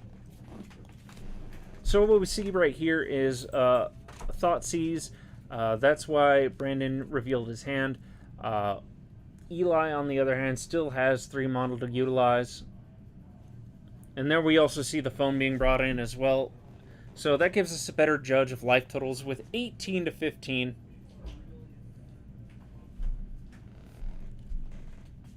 All right. There's a rare occurrence that PR Sign actually goes to them and says, hey, we need to do something about it. But yeah, no, PR Sign, I'm never going to be the one that's going to go in there and tell anybody, no matter what card game it is, no matter how confident it is, about rulings and stuff like that. That's above my pay grade, man. Well, I got too much respect for these players to be doing that. It's just real quick because we want to make sure that you guys that are watching at home, you guys are entertained with what you see. And of course, we want you to have all the information available to you on the screen itself. Of course, we got the round 3 at the very top of the screen. We got Brandon and we got Eli, the 2 players that are playing against each other. The numbers next to their names represent the games that they've won within the match because it is best of 3. And then, of course, we got the life total that they're providing on their phones. And so this is just a nice, wholesome screen right there. Would you agree? Yeah, I think so. Especially with how clear the board is right now. Brandon does have a shark token on the field. That is a flying 2/2 shark. He cycled that using Shark Typhoon. That is one of the main win conditions of his deck is utilizing that Shark Typhoon. Eli, unfortunately, I think might be stuck on mana. He hasn't played mana. Oh no, he did play. Just maybe there's just something in his hand he's holding back. I'm thinking he has counter spells and doesn't really have any way to deal with the shark token on board, and he's kind of waiting to see what happens on Brandon's side. You know, and I've seen that shark token win games just by itself. Yeah, that's it's one of the better cards out of Ikoria. At least, if non-companion wise. See, and the thing is too, like that's my favorite animal, and it's putting in work, man. Literally, I've seen a guy being poked to death with a shark token. Yep. And so, speaking of companion, there we see that companion there, Kahira. It literally does nothing in Brandon's deck. It's just a 3/2 with vigilance, and he uses that as a win con just because he can. Oh, you know what? Vigilance is another good keyword skill right there for those of you that are watching that don't know. Because of course, I'm trying to make it friendly to people who are trying to get into the game of Magic. I mean, me myself, like I said, I'm not fresh, but hey, the more the merrier. But vigilance just means whenever you declare attacks or whenever you're swinging, that creature actually does not tap. So it's very good if you're trying to attack with a creature and then defend with that creature, and it's just very good. The vigilance right there is a good keyword skill to have. Yeah. In Brandon's deck, that card's not really there as a defensive card. It's there as his win condition. Oh, it's a win con. So he pokes with it to death, or is it actually has another effect? It does have another effect. Its other effect is if you have creatures in your deck that are, I believe it's nightmares, beasts, cats, dinosaurs, and like something else. All those creatures get +1/+1, and you can only play that card as your companion is if every creature in your deck is one of those creature types. The way Brandon gets around that is he plays literally no creatures. Oh, okay, I see. So it's just a deck full of instant sorceries, enchantments, and all that, and he plays that. That's like the one monster that he has in the whole deck. He does have obviously Shark Typhoon tokens, and he might have another win con in the form of manlands. He might have another win con in the form of his planeswalkers. But legitimately, that card is the one creature card in his entire 75 cards. Oh, wow. Yeah, and that's interesting to see, too. You got different play styles, and you got different type of decks. And you know what? If you put in quite a bit of work in them, they can get you that W at times, They definitely can. So we do see Eli playing Spreading Seas, and he's actually going to get that Celestial Colonnade, which is one of Brandon's win cons, as I mentioned before. That is a manland. I initially didn't recognize it with the artwork, but that card is, if you're not familiar with it, comes into play tapped. When it untaps, you can either produce a white or a blue with it. And then for, I believe it's 4 mana, you can activate this card, and it becomes a 4/4 Angel of Vigilance and Lifelink. Ah, did this man just really cast a card that allowed him to draw and tap one of his opponent's land? Yep. Oh my gosh, this guy right here, he's got the stuff right there. And of course, you want to tap the dual color lands because you want to make sure that your opponent doesn't have that many options. But it looks like right after that, he threw the limp wrist, and now it's back to Eli's turn. They're both playing control decks. Realistically, Brandon just wanted to cycle a card. That's all that really did. And right now he's going to try to land this Teferi, and we're probably going to see a counter fight, because if Brandon's able to land this Teferi, it's probably not going to be a good sign for Eli, unfortunately. Yep, Teferi, man. Put in that work. Well, I mean, what better way to stall your opponent out than with the Teferis, man? They put in quite a bit of work. And like you said before, he's Mr. Clean, man. He'll wipe the board. I mean, he can't grow a look of hair, but hey, he puts in that work nonetheless.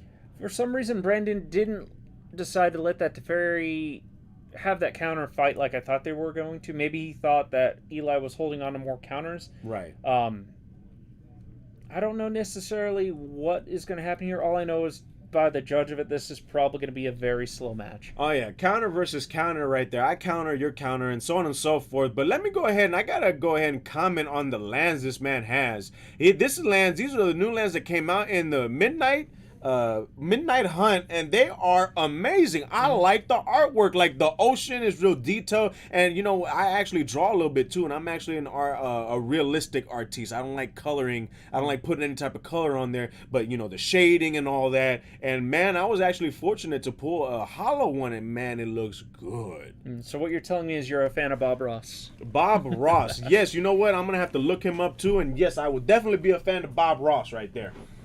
Bob Ross. Woo! But you know what?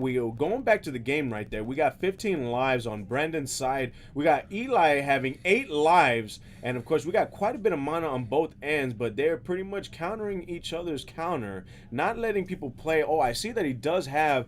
Brandon has that card that has 3 abilities. He gets to choose one of them. Whether it's to draw 2, take control of an opponent, or counter. Is that... Archmage's Charm. He controls a creature power 1 or less. Archmage's Charm. Or...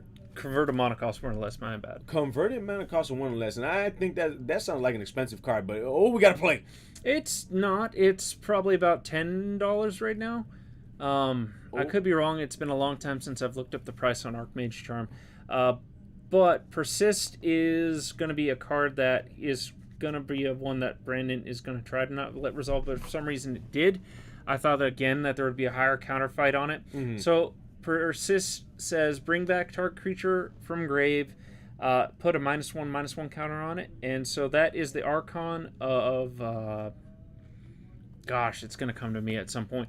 Archon of something. When it enters the battlefield, whenever it attacks target opponent, it loses 3 life and discards a card. Loses 3 life and discards a card. Whee! Hey, putting in work.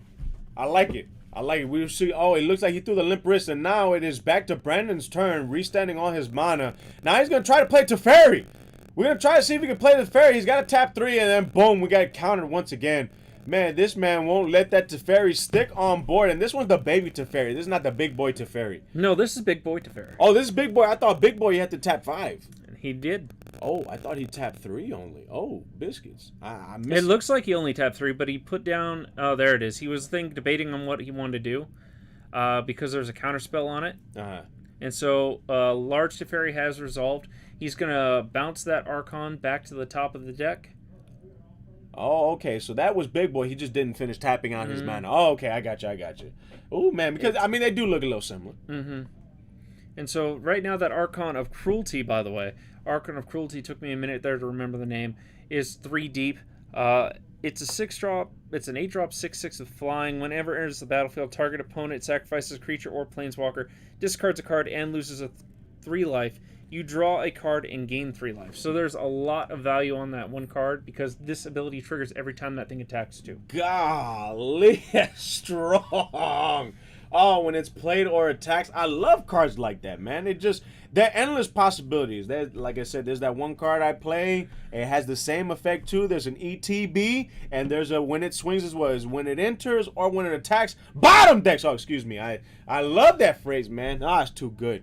But going back to the game right there, we got the Teferi that came out on board, and I think maybe that's the reason why he didn't try to counter his opponent's counterspell when he tried playing the Teferi the first time, because maybe he didn't have the mana for it. He looked like, if I remember right, he did. I just don't think he had the counterspell at the time, because he did play 3-drop Teferi, which would have been the Teferi that would have made all of Eli's counterspells null and void. We're going to see Eli try to persist again and get Archon of Cruelty. There it is. So ETBs, it's now a 5/5 with flying. So right now... He's got a sack. He does have to sack. On the stack, what is he going to do, though? Yeah, because he's got to sack it. Oh, and on swing as well, but of course he doesn't have haste. If he had haste, that'd be broken. Because then he's got to sack another one. He's got to discard another card. Too good. And then lose how much life? 2, 3 lives? Yeah, he's going to end up losing 3. So he's actually going to play Solitude there. He's going to Swords to Plowshares that Archon of Cruelty effectively. Eli's going to gain 5 life, putting him back up to 20. But unfortunately, Brandon still does have to sacrifice a card. And so he might actually sacrifice that Solitude. So it's any permanent. It's not any permanent, but I forgot there's a trigger on the stack. I thought he hardcast that. Oh, okay. But no, he exiled a card, so he actually had to sacrifice both of his cards. Eli jumped up in life total, and he's going to draw that card, so... Oh, okay, I got you. Well, he's going to go ahead, and it looks like Brandon is definitely one of those old school players that really does like to take notes, and he's got the life count on the side as well. I know I played him last week, and definitely with everything that happened, man, he wrote it down on his pad. You know, we were making sure that everything is the same and whatnot. Old school player right there. That's tradition. Brandon's definitely gone to a lot of pro tours, as has Adam, as has myself, as has AJ. We've all gone to high-level tournaments, tried to get on the Pro Tour. I think out of all of us, I believe Brandon's gotten the closest. If not Brandon, it's myself who's gotten the closest to the Pro Tour. Brandon definitely hangs out with a lot of people who have been on the Pro Tour. So it's just a matter of keeping those skills in check. And even though the Pro Tour technically isn't happening in paper cards right now, it's keeping those skills refreshed so that when they do start the Pro Tour back up, those skills aren't rusty when they do start the big tournaments back up. Oh, definitely. And we got right here, Brandon ends up ending his turn, but before that, he plays this island here. And if I'm not mistaken, this island allows him to scry and then draw cards. Or is it just scry? So that one's scrying. That one's Castle Vantress. You pay 4 tapped Castle Vantress, and you scry 2 cards. Scry 2 cards, which is actually going to be helpful in this situation. He's got quite a bit of mana, and he can actually scry for a card that he is looking for. I mean, he's got the mana for it, definitely. And then, of course, this is something that you're going to crack before your opponent, ends their turn, and then just upkeep, restand everything, and then draw your card. Yep. Oh, I like it, but it looks like we got quite a bit of a life total difference. We got Eli at 24 lives. We have Brandon at 9 lives, and man, it's coming down to the wire. A little bit in control matchups, though. Life totals truly is just another resource. The game isn't over until someone scoops or someone is below 0 at this point. Last counter was played. So we're going to see a Thoughtseize, which Oh. Eli is perfectly fine with. And that's going to get rid of the last card in Brandon's hand, unless that card's a counterspell, in which case you might as well. Oh, this guy here, what is he doing? Oh, he's going to go scrying. ahead and scry. So he's scrying. So that Thoughtseize, that's rude right there. He's got one card in hand, and he's going to Thoughtseize the card. And Thoughtseize, of course, is going to discard it unless it's a land. Mm-hmm. But I'm assuming since Brandon is actually thinking on what to do, it is actually not a land card. More than likely. Oh, man. So what is that card? I'm curious now. Oh! Also, does he play it on the stack? I don't know if he played it on the stack or not, but it's definitely one of those cards that have 2 effects, a red effect or a blue effect. That's Fire and Ice. You can pay 2 for it. The blue side is tap target permanent, draw a card. The red side is deal 2 damage divided amongst any 2 permanents that you choose. So you can divide that amongst creatures, planeswalkers, or players. Oh, I wouldn't even have played that at all, because the thing is, if I'm assuming correctly, if he did cast it and drew a card, then Thoughtseize would resolve and discard the card that he drew. Correct. Okay. So that's why he let him take that card. Okay, gotcha. Yeah. Or if anything, he just dealt the 2 damage, which I believe he did, just to Eli, just to deal 2 damage, lower the gap just a bit. Oh, man. So he's about ready to draw the card that he has scried for. Hopefully this card is definitely it's beneficial to Brandon, trying to get closer and closer to bringing his opponent down to 0 life. But his opponent's at 23 lives, and he himself is at 9 lives. And, oh, he brought that creature out again. Oh, that creature putting in work, bro. Woo! Oh, he flipped it. Oh, what is that? It's like a firebolt or a meteor? I believe that's Terminus. It's going to put all the cards back to the bottom of the deck. Yep. Or no, that might have been Wrath of God. That could also be Solitude. There's kind of like a glare on it. Oh, okay. So there's a multitude of cards that could be, but I'm willing to bet that's actually Solitude just because of the way the card is. So he gained life there, and that's the key indicator that that is Solitude. That is a 3/5 with Flash and Lifelink for a 3/2 power. I'm sorry. And so we saw Eli there gain the life, and right now things are again even, but he's dealt with Eli's threats consistently. Oh, man, he knew that card, too. As soon as he scried it, he knew what it was. It was his turn. He slapped that down so fast, it was like Yu-Gi-Oh! He knew it. He flipped it off the top of the deck. He said, yeah, this card's getting played, man. Yeah. Yeah, he played it, and you know what? He actually did it strategically, too, because he still has that island that is untapped, and he's got exactly 4. So whenever his opponent passes turn, he can actually stack his life or stack his deck again and draw the card he needs. Unfortunately, he's 1 mana shy. Oh, is he? Mm-hmm. He needs 5 mana for that? He needs 5 mana, including the land itself. Oh, my gosh. That's a lot of mana, bro. Oh, was he tapped? So that is another card from Modern Horizons, and pardon me, I don't remember this angel's name, but what this angel does is it gives the player and it gives the angel and all the creatures on Eli's side of the field protection from a permanent or card type of his choice, and effectively gives him hexproof from the card type of his choice. Mm-hmm. So he could say, all my creatures and myself have protection from planeswalkers, and Brandon's planeswalkers couldn't do anything. You could say instants, sorceries, enchantments, creatures, artifacts, whatever he wanted. In this case, he probably said creatures, just so he could potentially close the gap and swing through Brandon's defenses.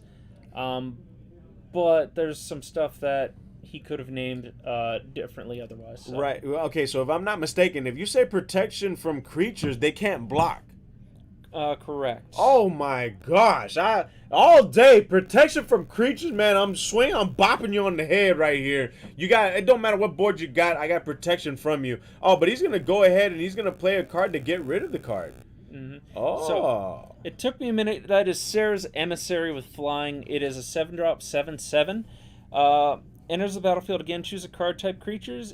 You and creatures you control have protection from the chosen card type. So it's actually really devastating against some decks. Against Jeskai control, I don't know necessarily how devastating that's going to be. Eli, if he said creatures, In theory, it shuts down Brandon's deck because he can now block against that Solitude and gets in for 7 damage. So.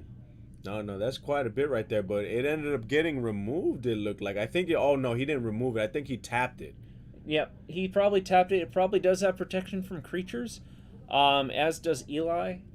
That's why he was able to successfully tap it.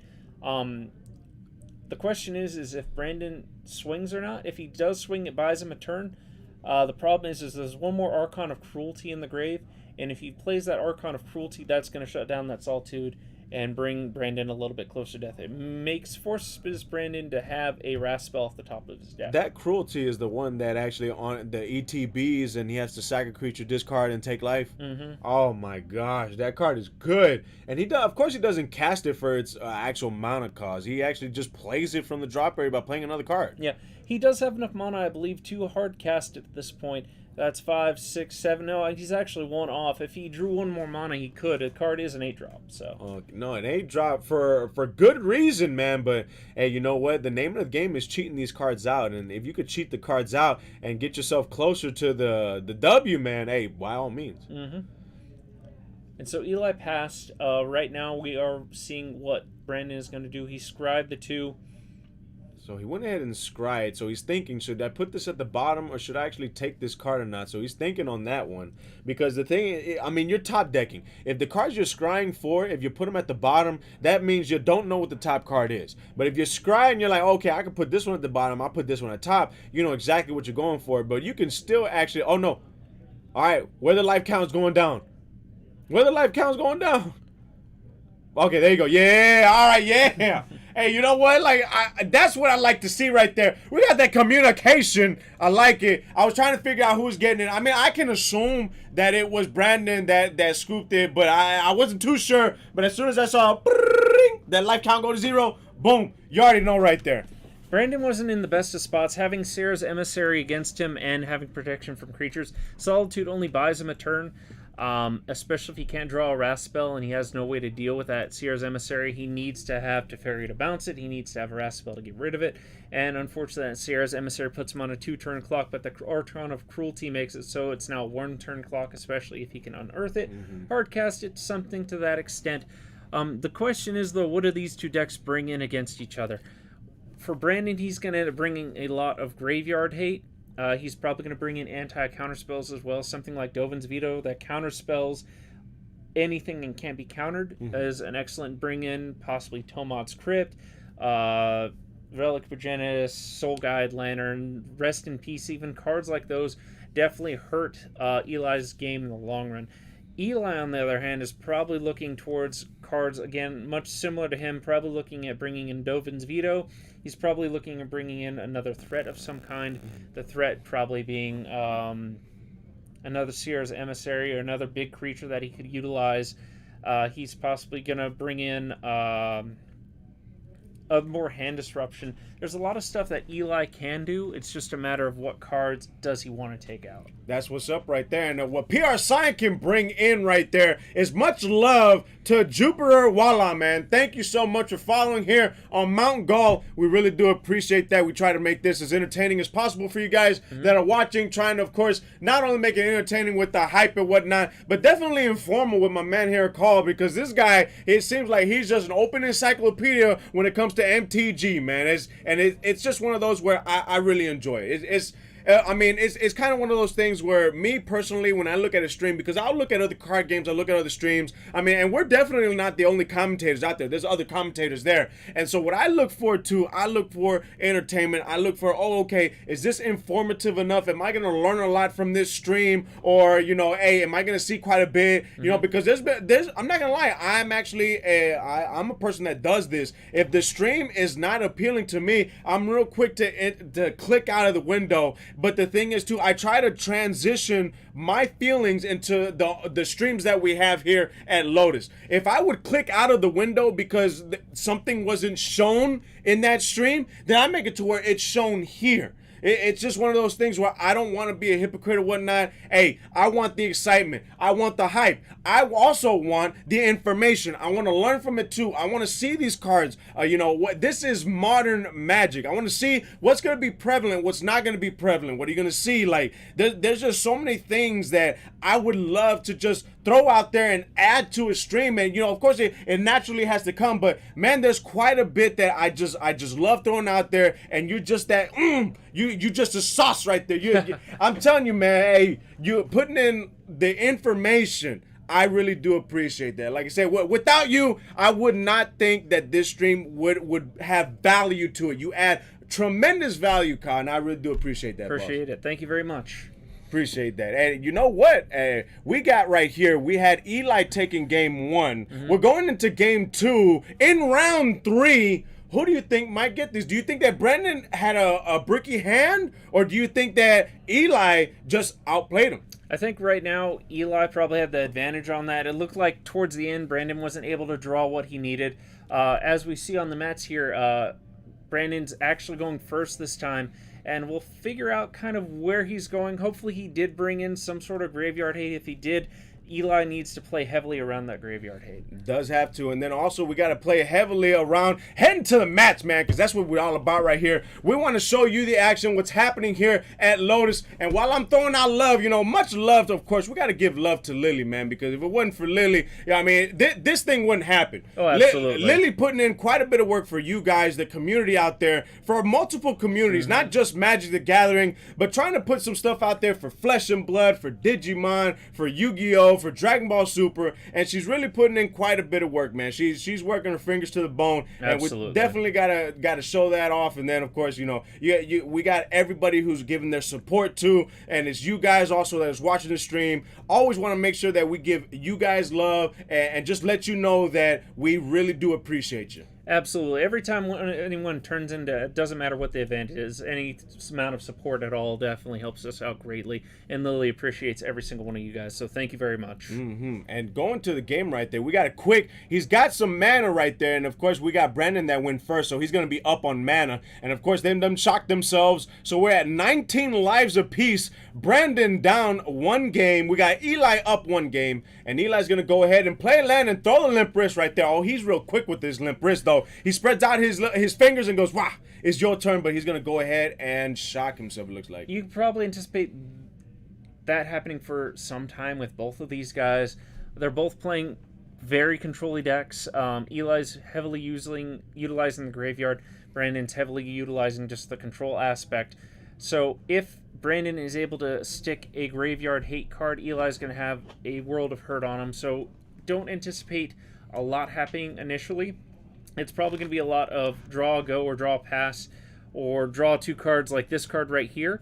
But unfortunately, Brandon did counter that outright because that card does fuel Eli's strategy, Fateful Mending, with drawing 2 cards, discarding 2 cards, and gaining 2 life. Yeah, discarding 2 cards with the drop area, manipulating. Yeah, you got to try to see. That's another thing that these experienced player has. Like me going into a game, I personally, I'll have a counter spell, but it's like I don't know what I'm trying to counter. I'm just like blindly countering everything, hoping that it was detrimental to their plan. But this guy knows exactly, oh, hold up now. This is going to lead to this, which is going to lead to this. So let me go ahead and just nip it in the butt right now and just counter it before it just starts steamrolling downhill. Correct. And we did see actually Eli flashback that Fateful Mending, so that is what Brandon wanted. He wanted the tap out just for that ability. We do see Eli have an Archon of Cruelty engraved, and I can't tell what the other card is underneath it. It looks like it might be another Archon, possibly a Sarah's Emissary, or it might just be a junk card. It's very hard to tell when the cards are stacked like that. But Brandon's probably holding up a counter. We do see another Fateful Mending there, though. I think I just let this go. Draw the 2 cards, let him draw, let him tap out, and then try to resolve something later. Oh, man, this is how he's gaining that life right there. I would love to see this guy play against a burn deck, because it seems like he consistently, gains life here and there, and last game he was above 20 life. Incremental life gain is great. Like I mentioned before, it does stall out decks quite a bit. Any deck that's strictly dedicated to life gain, though, is going to have a hard time in Modern. And that's kind of what we saw there. Brandon is going to play that Shark token. He's going to cycle Shark Typhoon. He's going to get the Shark token, draw a card, and now he's going to attempt to put pressure on.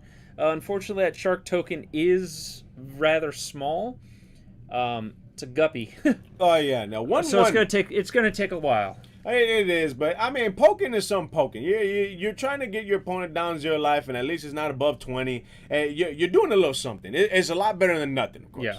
Not a lot better than nothing. And man, I cannot wait, man, because after this tournament, I'm gonna play my own Magic. You know, I'm gonna go ahead and I'm gonna see if I can play with Lily, I can play with Marcus, and I can play with both of these. Yeah. So we do see the Dovin's Veto there. That is a card I mentioned before, Brandon bringing in. That is the counterspell that specifically says counter non-creature spell, and Dovin's Veto itself cannot be countered. So pretty standard for a Jeskai build to have that, and in Brandon's favor, obviously. Brandon's favor, Jeskai. Jeskai right there. Well, we're going to see he's got 1, 2, 3, 4. He's got 4 mana, 19 lives. His opponent down to 16 lives. Actually, I think this is a rare occurrence from between last game and this game that we actually see Eli below Brandon in life. Oh, so he tried playing. Is that a Teferi? Yep, that's a Teferi, and Brandon played Mystical Dispute. For one, it's a 3-drop counterspell that reduces itself by 2 when countering a blue spell specifically.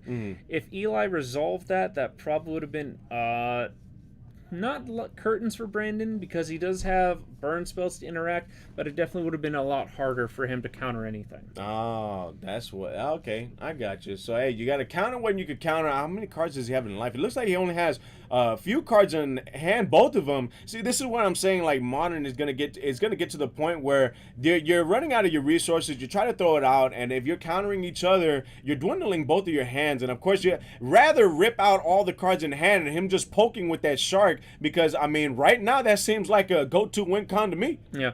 And right now we do see Unmarked Grave there. Unmarked Grave says search for a non-legendary creature, put it into the grave. Archon of Cruelty is arguably one of the best targets for that card, right behind Sierra's Emissary. I can't really think of too many high-value cards that would be successful for Unmarked Grave, but it is a card that is very reminiscent of a legacy combo called Entomb Exhume. And that deck, unfortunately, doesn't have a lot of gas right now in Legacy, but it is very memorable, and now that it's kind of being brought into Modern, once we see a correction with Lotus or Dragon Rage Chandler, some sort of ban, I do expect to see a lot more of this deck here that Eli's playing. So it looks like Brandon had a quick turn. So before Eli passed his turn, we got Brandon scrying his deck, and then he drew a card, and then after drawing the card, he played a land, and then he went ahead and passed turn. So very quick, I guess it was a counter spell or something that he can just flash in there, but of course it just waits and it reacts to what his opponent plays. If I looked at Brandon's hand correctly, I believe it's just an island, and it is an Archmage's Charm, which is a counter spell, and he's probably holding that because he doesn't want to necessarily draw the 2 cards. He's going to consistently look at the top 2. It is an Archmage's Charm in his hand. I don't think he lets that resolve, but he's hesitant because I believe that's the only counterspell in his hand right now. If Eli has another counterspell, he's going to be in some very deep trouble right now. Ooh, counter to counter to counter. Don't let your opponent play the game of Magic. How about that? So he's going to go ahead and tap 3, and he does play this Mage card right there, and it looks like he actually chooses to draw 2. Yeah, which is actually kind of surprising to me. Maybe he's just trying to get something to resolve against the Archon of Cruelty there. So he's got the bat. He's going to draw the card off the Archon. Oh, man. This guy puts in so much on play. ETB or attack. Sack a creature, discard a card, and lose life. Oh, that's too good, Red. This card has lifelink, doesn't it? No, it just has flying. If it had lifelink, that'd be even worse. Broken. Oh, it would be broken. Okay, but it does have flying, which is still broken nonetheless. You can just bop your opponent on the head with the attacks, and of course, on declaration of attack, then the ability procs once again, and man, that is a good ability. Oh, I like it. I like it a lot. And of course, I think he put the dice on there right there. Oh yeah, yeah. He threw both limp wrists. He threw both of his hands, and his opponent said, "Let's go. What can you do right now? I got my bat on the board." And now his opponent actually is thinking what he has. I think he has 3 cards in hand. And so, oh, there's a land. So now he has 2 cards in land. This man has no problem getting land. Mm-hmm. Ooh. Being consistent with land base is part of what Control does very well. Right now, he really needs to land a Planeswalker. He really needs to land removal. Otherwise, this Archon is going to put him down to about a 2-turn clock. Oh, there you go. We do see a small Teferi there, and the question is this bait for Eli or not? I think he's forced to counter here, which looks like he's going to try to with a counter spell. That small Teferi is going to get countered, and now what is the 4-drop that he's going to play? He's going to actually bring in Kahira to his hand. Ooh. So I don't think, unfortunately, he had a lot of cards to choose from. Oh man, if that was the case, I probably would have brought that card to hand and then the next turn try playing the Teferi. Actually, he did bring it to hand for a specific reason. He brought it to his hand to cast that Solitude. Ah, and the Solitude is what got rid of this card on board, the bat. Yep, it exiles. If you ever actually look at the art of Archon and Cruelty, imagine one of the evil guys from Lord of the Rings, the Spectre dudes, the ring race, riding a giant deer with wings and crooked horns. I like the imagery. I like the imagery a lot. And you know what? It helps. It helps because you're watching the stream. You know we're nerds. We're geeks. We know all that stuff. And man, that is just one long trilogy. I'll tell you that much. But no, it's nice nonetheless. I like the imagery right there. I like it. He's going to tap 2. He's going to tap the good lands for... Oh, it does not sack... Wait. So what Brandon did there is he actually got rid of the land outright because that land is now an island. He took Brandon off red, or at least limited his red choices. And looking at his lands, he only has 1 red source right now, which is perfectly fine. That enchantment allows him to draw a card as well, so he might have just did that to cycle to draw a card, so that's perfectly serviceable. Oh, okay, I see. I mean, when your opponent has so much land like that, it's just like, okay, well, which one do I get rid of? I'm not sure if I would have gotten rid of that one. I think I would have gotten the Castle Ventress. The Castle Ventress, okay. And why specifically? Because the scrying. Representation? Oh, the scrying. Ah, okay, I see. I could care... Right now, if I was Eli, I don't think I would care that Brandon has access to double red or more blue or more white. I care if he has access to constantly scrying through the deck to manipulate the top cards of his deck. That's right. Stop the manipulation, and yep, that's what he's doing right there. He scryed 2, and they put them both at the bottom. And so now, of course, even though he doesn't know what that card is, it's 2 cards. The probability that he needs a card that he's drawn for is a little bit higher. I don't think there's... I could be wrong, but I'm not recalling any card in Brandon's deck that would require double red. And that could be a potential problem. We do see him dig 7 cards deep and put 2 cards into his hand. And we see another castle, actually. Cast an Ardenvale, which is actually going to generate a token. Eli's going to sack a land and draw, search his deck for a land. And he's going to go ahead. He's got that Teferi on board. And, of course, that Teferi does say that his opponent can't play anything other than Sorcery Speed. He plays all of his cards at Sorcery Speed, yes. All the cards at Sorcery Speed. So, instants are now played at Sorcery Speeds. It's just a very good card. It's just amazing because right there, if you have a counter deck and your opponent is only forced to play on their turn, it's just real easy to just pop, counter it, and they can't do anything else about it. Yeah. This is, we see another Teferi. Teferi! So we could see that counterspells are actually useless now. The only counterspell that is worth anything might be Archmage's Charm in Brandon's hand if he has it. Also, he's going to go ahead and... Yep. He's going to go ahead and on the stack, he's going to go ahead and put one of his lands in rest mode. Or, I say rest mode. He's going to tap one of the lands and then draw a card on the stack right there, which meaning that it did not resolve. And so he got the effect of that card. He does get the effect of tapping a permanent and drawing a card. Tapping a permanent and drawing a card. But then after that, Teferi's on board, and now you have to play all of the cards at sorcery speed. Both the players, because they both have Teferi's on board. Oh, man. And the fact that the Planeswalker can't swing at the other Planeswalker, try to draw a little bit more blood out of this match. I mean, I don't think Teferi ever wants to hit himself. That's not beneficial to Teferi. Oh, but it looks like he got rid of his opponent's Teferi, and so now it's actually in favor of Eli right here. With 22 lives, a Teferi on board, and oh my goodness, Brandon just drew and passed. Oh, he threw the limp wrist. It might seem that way, but Brandon has Castle Ardenvale and Castle Vantress. He's able to scry 2 cards a turn and generate a token at the end of turn. Oh, he's tapping. He's tapping everything. Wait, was he? Okay, he's tapping 1, 2, 3, 4. It looks like he's cycling that Shark Typhoon. Okay, so there's a Shark Typhoon. So he's going to cycle the Typhoon, and then on the stack, he's going to scry his 2. So, okay, So Shark Typhoon says when you cycle it, you discard Shark Typhoon, you draw a card, and then you poop out a Shark token equal to the number of X you paid into it. Okay. So he paid 1, 2, 3, 4, 5, 6, 7. If I'm looking at this correctly, he paid 7 into that Shark token, so it's a 7/7. And there we see the rest in peace. So that's actually going to shut Eli down greatly, because Brandon was able to not only take care of that 3-drop Teferi, he's unable to bounce that enchantment now or bounce the Shark token, but that takes care of Eli's strategy nearly completely.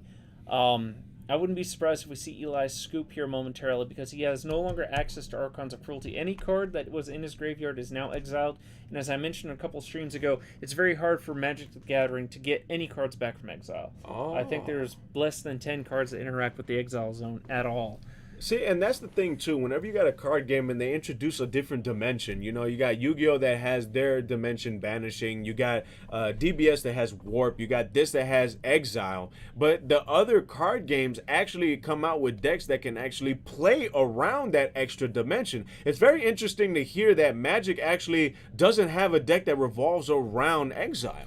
Yeah, you think it would after 25, almost 30 years at this point. We have decks that involve graveyard, decks that involve hating on other decks, burn decks, creature decks, control decks, whatnot.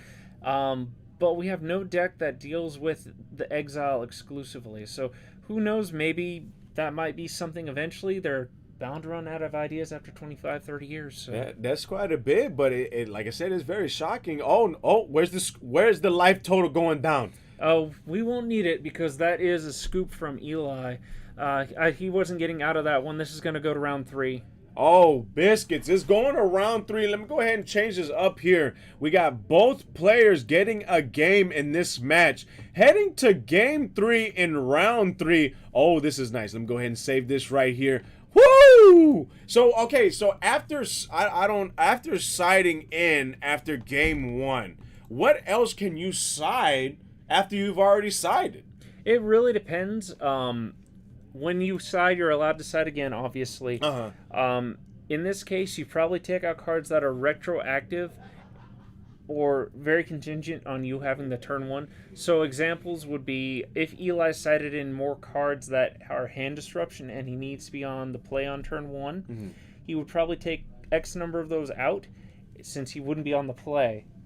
Okay. But in this case, that's just an example. I'm not saying that's what he would be doing right now. Okay, so question for you, because I'm pretty sure, the people might be watching, might have this question, and I'm going to go ahead and say this too, because there's different aspects to the card game that can help elevate your game, and if you don't elevate it, it can only, you can just plateau, but at the same time, it can also hurt you as well. When it comes to your side game, I know my side game has always been weak because there's different ideologies when it comes to it. I know I've had multiple ideologies where my side is going to consist of nothing but hate on specific decks. I know I've had a side where I side in a full engine because the idea is my opponent has already seen my deck game 1. They're going to try to side for that specific, what they've seen, that specific engine. So if I side out engines, now the cards that they have sided in are completely dead. So I've seen it, and then I actually saw a video courtesy of Marcus. Marcus sent me a video, and he said, "Hey man, you need to watch this for siding." And it was very, very informative. And it was like, you know what? Whenever you side,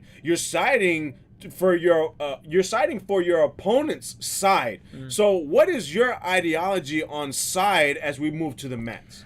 My side is I like to make catch-all sideboards personally. Catch-all sideboards are sideboards where you're in theory going to have an answer for every deck that comes up, whether that be it's a sideboard full of singletons or a sideboard full of play sets of cards. I don't specifically hate against one deck. I don't specifically do engines against completely anything like that. What I do is I'll have 2 of this card, 3 of this card, 2 of this card, 1 of this card, and that way, if I'm playing against a certain deck, I know, okay, I could bring in these 3 cards and it'll be halfway decent and take out these 3 bad cards in my deck. Or vice versa, I'm playing against, I'm actually really good against, and I only need to bring in 1 card just as an additional hate. Or I'm really bad against it, I could take out as many as 8 cards if I wanted to and bring in another 8. That's probably over sideboarding at that point, but it's something that you can do as an option. Oh, early game Teferi, but did we counter it? Oh, yeah, we countered it. Oh, that was quick. That was really fast. The dude tried to play Teferi and then boom, tap 2 countered. But yeah, no, it's very interesting the side of Magic, because also what I did learn about Magic siding is that, so in other card games, the amount of cards you side in the deck, you have to take out the same amount of cards. And I heard in Magic, you can actually put in your whole side and play with that. Correct. You need to start out with a minimum of 60 cards in your deck every time. But you can put your whole sideboard in if you want to and take out no cards. Is that beneficial to you? Not really. Is it a valid strategy? Ironically, yes, because there are mill decks out there. We haven't seen one on stream. Maybe we can get someone in here eventually. Decks that revolve around milling out your opponent, where it's cards where my entire strategy is putting every single card in your deck into the grave, adding 15 cards from your sideboard to your deck, makes it so they have to mill 15 more cards and gives you effectively 15 more life. Oh, man. Now, okay, so that can make all the difference. Yeah, you know what, and it's very interesting too, the way that Magic goes about their games and the way that other card games, because it seems like it's just separate. It's very different. You got Magic is its own, game, and everything else is grouped up together. Because in other card games, you can't even take notes. I think Magic is the only card game that you can actually take notes in an official tournament. Probably.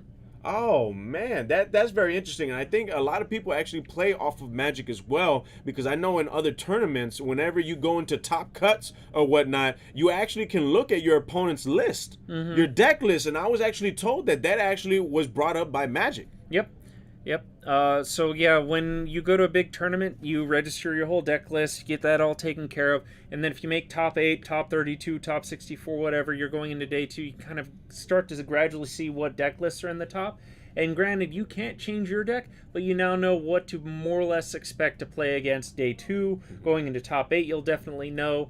If not, have already played against one of these guys once or twice before and kind of get a feel for what you're playing against. Oh, it looks like he tapped. Is that Thoughtseize? Is that the Thought? Yep. Oh, Thought is too good. The Thought is strong. Oh, man, the millennials don't like this. Oh, what he's got in his hand. Oh, he's ripping that card. Oh, we get rid of that Archmage Charm. We do see a Solitude, a Fire and Ice, and a Prismatic Ending there, though. The Prismatic Ending, I don't know if I would have actually left that in against Eli. I think I would have taken those out. They don't really do anything against Eli. They get rid of his Planeswalker, his little 3-drop Teferi, which I think is the only reason he left those in there. But they're not going to get rid of his Arcana Cruelty, and they're not going to get rid of his Sierra's Emissary. But I think maybe the reason why he got rid of that card is because he doesn't want him to thin his deck and find his answers. I think maybe because that's the card that you tap 3, you can draw 2 cards. That's Archmage's Charm. Yeah, and that's the one he discarded with Thoughtseize, correct? Okay. But I'm just thinking of cards why Brandon left that in there, and the only thing I can think of is he was hoping to keep those in there and get rid of Little Teferi with them, which is valid. Okay. But they're not really the best in this matchup. We don't know what Sierra Emissary declared protection from, but we do see that it doesn't matter because that was the supreme verdict. Destroys all creatures on the field, and even if Eli said protection from sorceries, protection doesn't protect against board wipes. Whoa, really? Correct. So when you protect from sorceries, that's just any. So if it's a sorcery card and it's a board wipe, it doesn't protect from that? Correct. What? Oh, See, this is the type of stuff that I would love to hear from, to know from the commentators, because the thing that ups my game. You know, I'm over here thinking, oh, this card might be broken, but in fact, it's just like, you know what? There's another rule. Even though you say protection from sorceries, if it's an AOE sorcery, it doesn't protect from that. That's very interesting. That's a good way to think of it. There are some AOE sorceries, now that you mention that term, that it will protect against. But anything that outright just says destroy all creatures on field probably won't. If it deals damage, it does protect against that because it's specific. But if it says destroy all creatures that can't be regenerated, or just destroy all creatures or sacrifice all creatures, it's not going to protect against that. Oh, okay. Or all creatures get -X. -X would be another one that it wouldn't protect So against. damage would be like Anger of the Gods, deal 3 damage, so it would protect against that. Mm-hmm. Oh, okay, I got you. Oh, not bad here. But it looks like he got this card. I can't see. I mean, this is the card that you had described, the Lord of the Rings card right there. No, that's another Solitude. So that one, think of the Stay Puft Marshmallow Man with a hole in the middle of it. Marshmallow Man with the hole in him. I like that. I like it. Marshmallow Man right there swinging in. And it looks like he's swinging in for quite a bit. Was it 3 damage, it looked like? Yeah. Because it has lifelink, doesn't it? Ah, I know it. The lifelink. He gained 3 life on that swing right there. Yep. So attacking with 3, and it's actually like this third game is actually going pretty fast. Yep. 23 lives on Brandon's side. Eli has 6 lives. They both have a game apiece in round 3. This is game 3, and I'm assuming that the next round that we're going to embark on later on tonight is going to be the final round. Mm-hmm. Oh, man, so he's scrying. That scrying really does put in quite a bit of work. Not only does he have the mana for it, oh, he swung in. Oh, Teferi! Does he have a counter for the Teferi, or is it stuck on board? It's probably stuck. He's going to untap. He's going to draw. Eli's not looking the best of spots right now, especially with that Teferi on board. If he does get a creature back, that Teferi's just going to bounce that creature back to hand. So in Eli's case, he needs something. I would say he would probably need a Pithing Needle, and he would need to get rid of the Solitude. He needs to play 2 spells and have them both be uncountered. Oh, it looks like he's going to go. Eli's going to tap 2. And, of course, he's waiting for the response. Are you going to counter this card right here? And he's thinking. I don't think you counter that card. That card just says search your deck for a creature, put it into the grave. You counter whatever's going to bring that card back from the grave. Ah, okay. Nice, nice. So, a card that just drops in the grave like a Foolish Burial right there, you don't counter. You're going to counter what's going to bring out that monstrosity. And I think he might have sent the bat into the grave right there. Mm-hmm. He's going to tap 4, and I think the 4 is going to bring out that card, and like you said, that's what you would counter. Yeah. It's still not going to... Oh, he actually is going to get that Sierra's Emissary. He's probably going to say protection from creatures. I believe that Teferi's at 1 right now, so he does have some time to play around with. The problem is that's not a lot of time. Oh, so he's going to go ahead and scry. And he's putting them... Oh, there he goes. And there's draw. And there's Big Teferi, bounce it, and then that's game. Oh, man. Big Teferi putting in that work right there. Woo! Oh, man. Oh, Teferi's. Hey, you know what? Hey, you gotta hand it. Hey, the game right there. Brandon, it looks like Eli took the first game right there. Brandon took 2 straight games after that in order to seal the W in his favor. And wow, what a game of counters. Oh, absolutely. This is definitely an interesting matchup. I haven't seen these two go off it after a while. Before we take off, though, thank you, Sergio GJ99. Wow. Appreciate it, boss. Much love to you. Thank you for following here on Mount Gall. Yep, we'll be back with round 4 here momentarily, guys. Catch you in a few.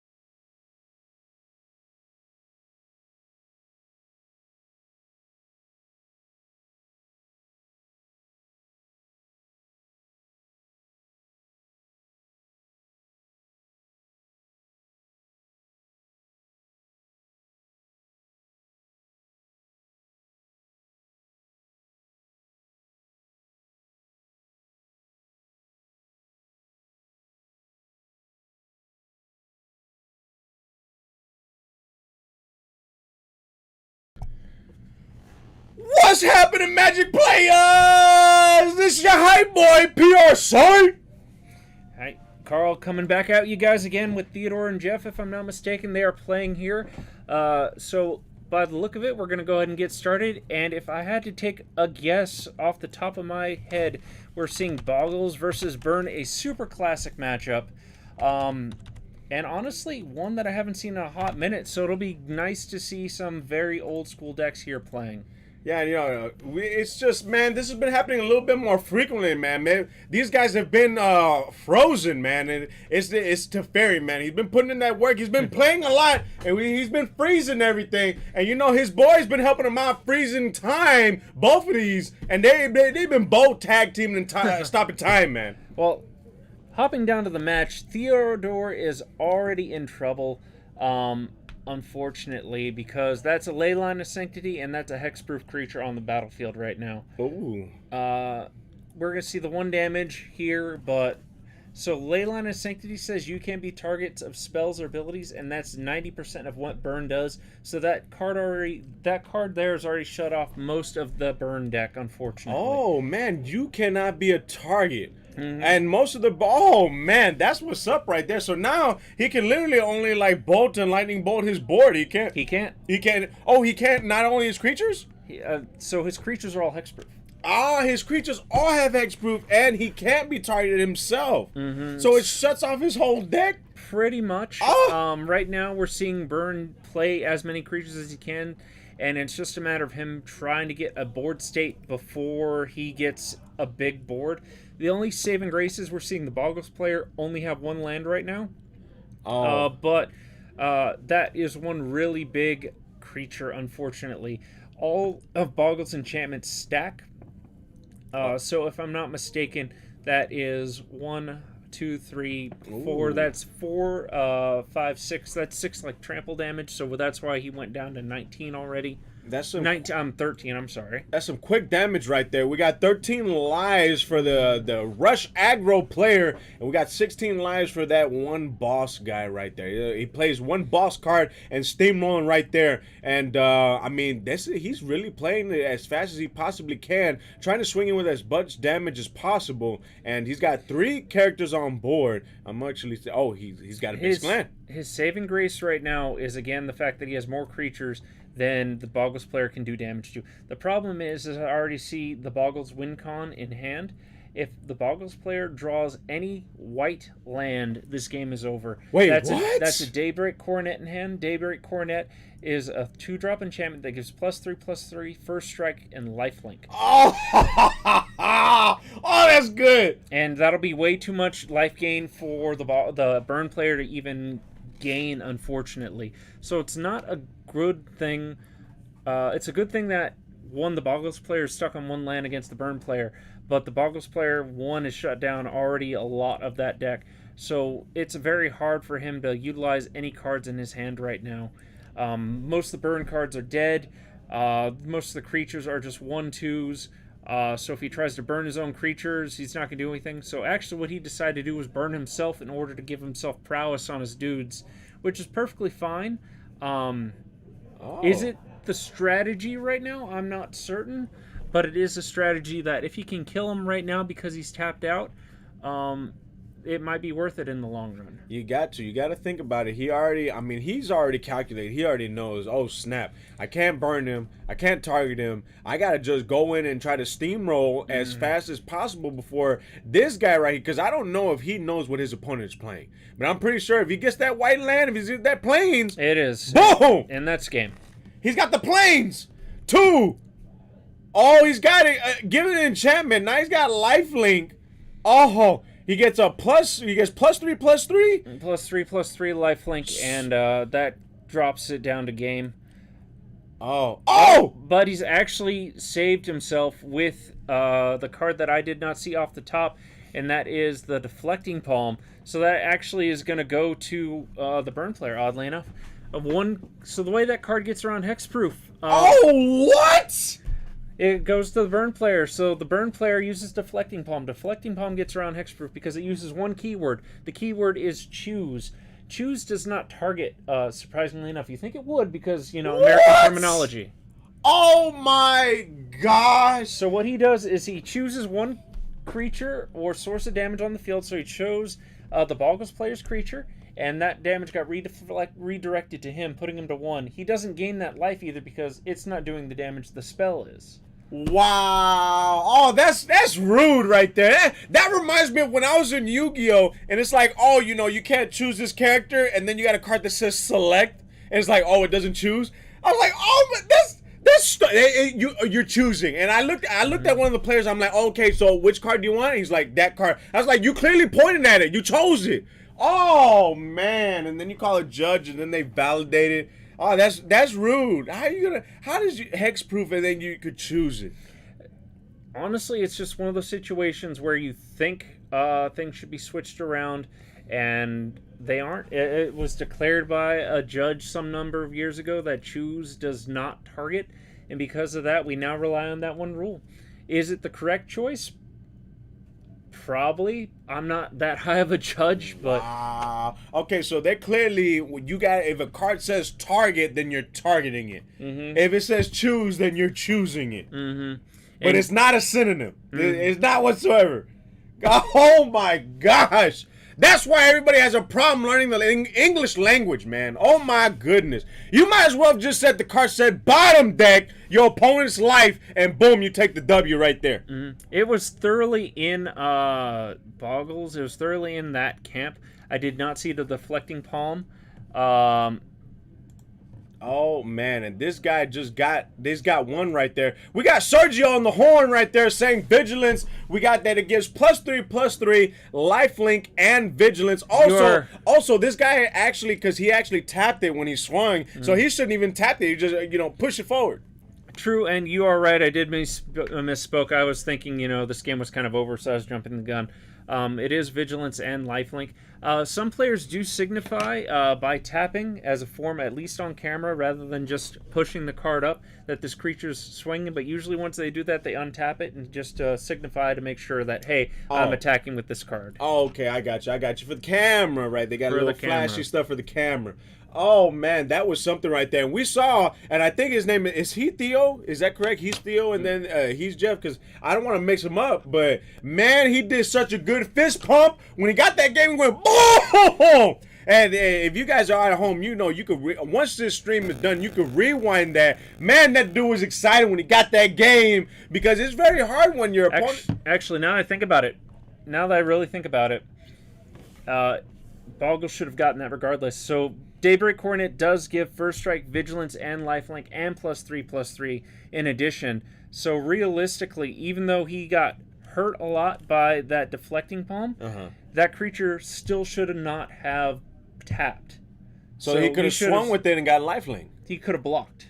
Oh, he could have blocked one of them and then gained life. Because it has First Strike. Okay, so the thing is, so when you block with a creature, on top of blocking, you got to go to the mats. So you go to the mat. So when you block with the creature and you got other creatures dealing damage to you and you gaining lifelink, because you have First Strike, you gain the life first, correct? Now, if you don't have First Strike, do you still gain life first, or does it happen at the same time? It happens at the same time. So then you would just take the difference or add them together or subtract them. And some people do to make life easy, but think of First Strike as... so I like to imagine combat like two people going into a fist fight. Normally when two people go into a fist fight, they throw punches simultaneously. Right. First Strike, I like to think of it as a guy throwing a sucker punch. Ah, the cheapskate. And Double Strike is a guy throwing a sucker punch and then actually knowing what he's doing and following it up with a right hook. Oh, hey, I like that. Oh, these analogies, I like it right there. Like Muhammad Ali is sitting right next to me. But yeah, no, so with that, so it was a misplay on his part, because he actually didn't know, I guess he forgot that it gave it vigilance. And so instead of tapping it, when he swung with those 3 cards, he could have blocked it, and then he could have actually saved himself. Yeah. Oh, he's tapping it again. I don't know if he actually equipped or not. Yeah, unless he had another deflecting palm in hand, which he could have. I wasn't paying too close attention to that. If he had another deflecting palm, then he would have made the game in his favor, especially against Boggles. Right now, he's not going to do terribly against Boggles because Boggles does not have Leyline of Sanctity, so his burn spells are not dead right now. There it goes. The problem is there's the Daybreak Coronet, with a bunch of other spells on top of it, and that's way too much math for me to do right now. So he is tapping it. Is that another deflecting palm? No, that is a... What is that? No, that is a deflecting palm. Man, those deflecting palms are really, oh my gosh. I guess this guy was anticipating that I'm not going to be able to target him, so let me use this palm that chooses but doesn't choose. Oh, wow, what?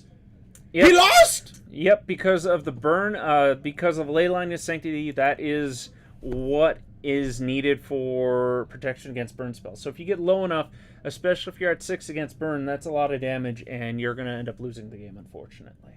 Oh, so my. That one was legitimately a loss against the burn, against Boggles, which is something that normally doesn't happen.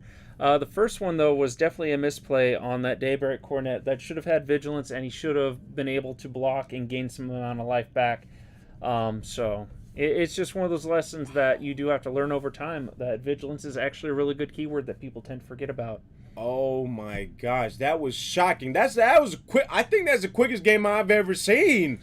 Burn makes quick games. Burn makes quick games. Oh my goodness. Well, with that, we got the end of round 4, and I'm assuming we might have another round after this. If we do not have another round, or we do have another round, we will be coming back either way and keeping you guys informed. If we have another round, hey, we got one more round of Magic, and who doesn't love watching a card game? Hey, it's just awesome. And if we don't have another round, of course, Carl and I will come back on the horn and letting you guys know who are the top 4 players, and then we're going to be signing off. So don't go away. We will be back. My name is PR Sign. Carl, catch you guys in a minute.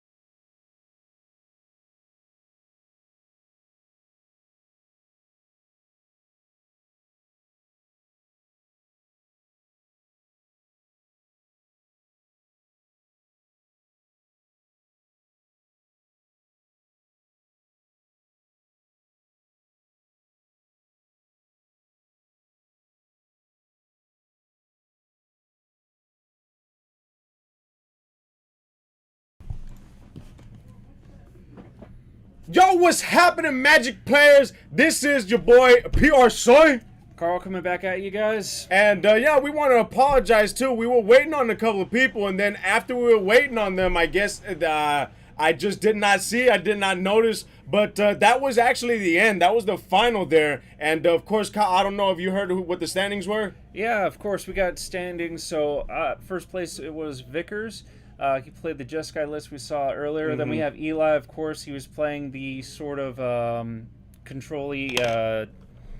Teferi. Well, not just Teferi. He had a weird mix of just bringing back creatures with the Teferi. So he had an unearthing deck. Of course, after that is Jeff, I believe, and then Danny to finish out. So, oh man, Theo didn't top. I was about to say Theo with that burn deck. Oh, he shocked me whenever he burned and just killed his opponent like that. So I will make a correction earlier. We actually got the names mixed up on the screen. So Theo was actually the Boggles player and Jeff was the Burn player. So my apologies out to you, Jeff. Oh, okay, Jeff. All right, so hey, Jeff put in work, man. Jeff. Oh my goodness. But yeah, so we wanted to come in here. I apologize for that. We're gonna go ahead and close it out. But much love to you guys for watching our stream, and of course, PR Sign. I'm actually gonna, for the next 2 weeks, I'm gonna be commentating DBS. You got your boy Kyle. I don't know if you're gonna continue and then have somebody else with you for the next 2 weeks. And then after those 2 weeks, PR Sign is gonna try to come back, and we're gonna continue commentating, try to bring you as much entertainment, as much information as you possibly can. So not only are you entertained, but you're also learning and you take away from the stream as well. So I appreciate you guys. This has been Mount Gall. This is Magic the Gathering at Lotus. Hopefully your planeswalkers out there are just satisfied with what you see, you know. I'm your boy PR Sign. I'm your hype man on the mic. Carl signing out, guys. Have a good night. UBI.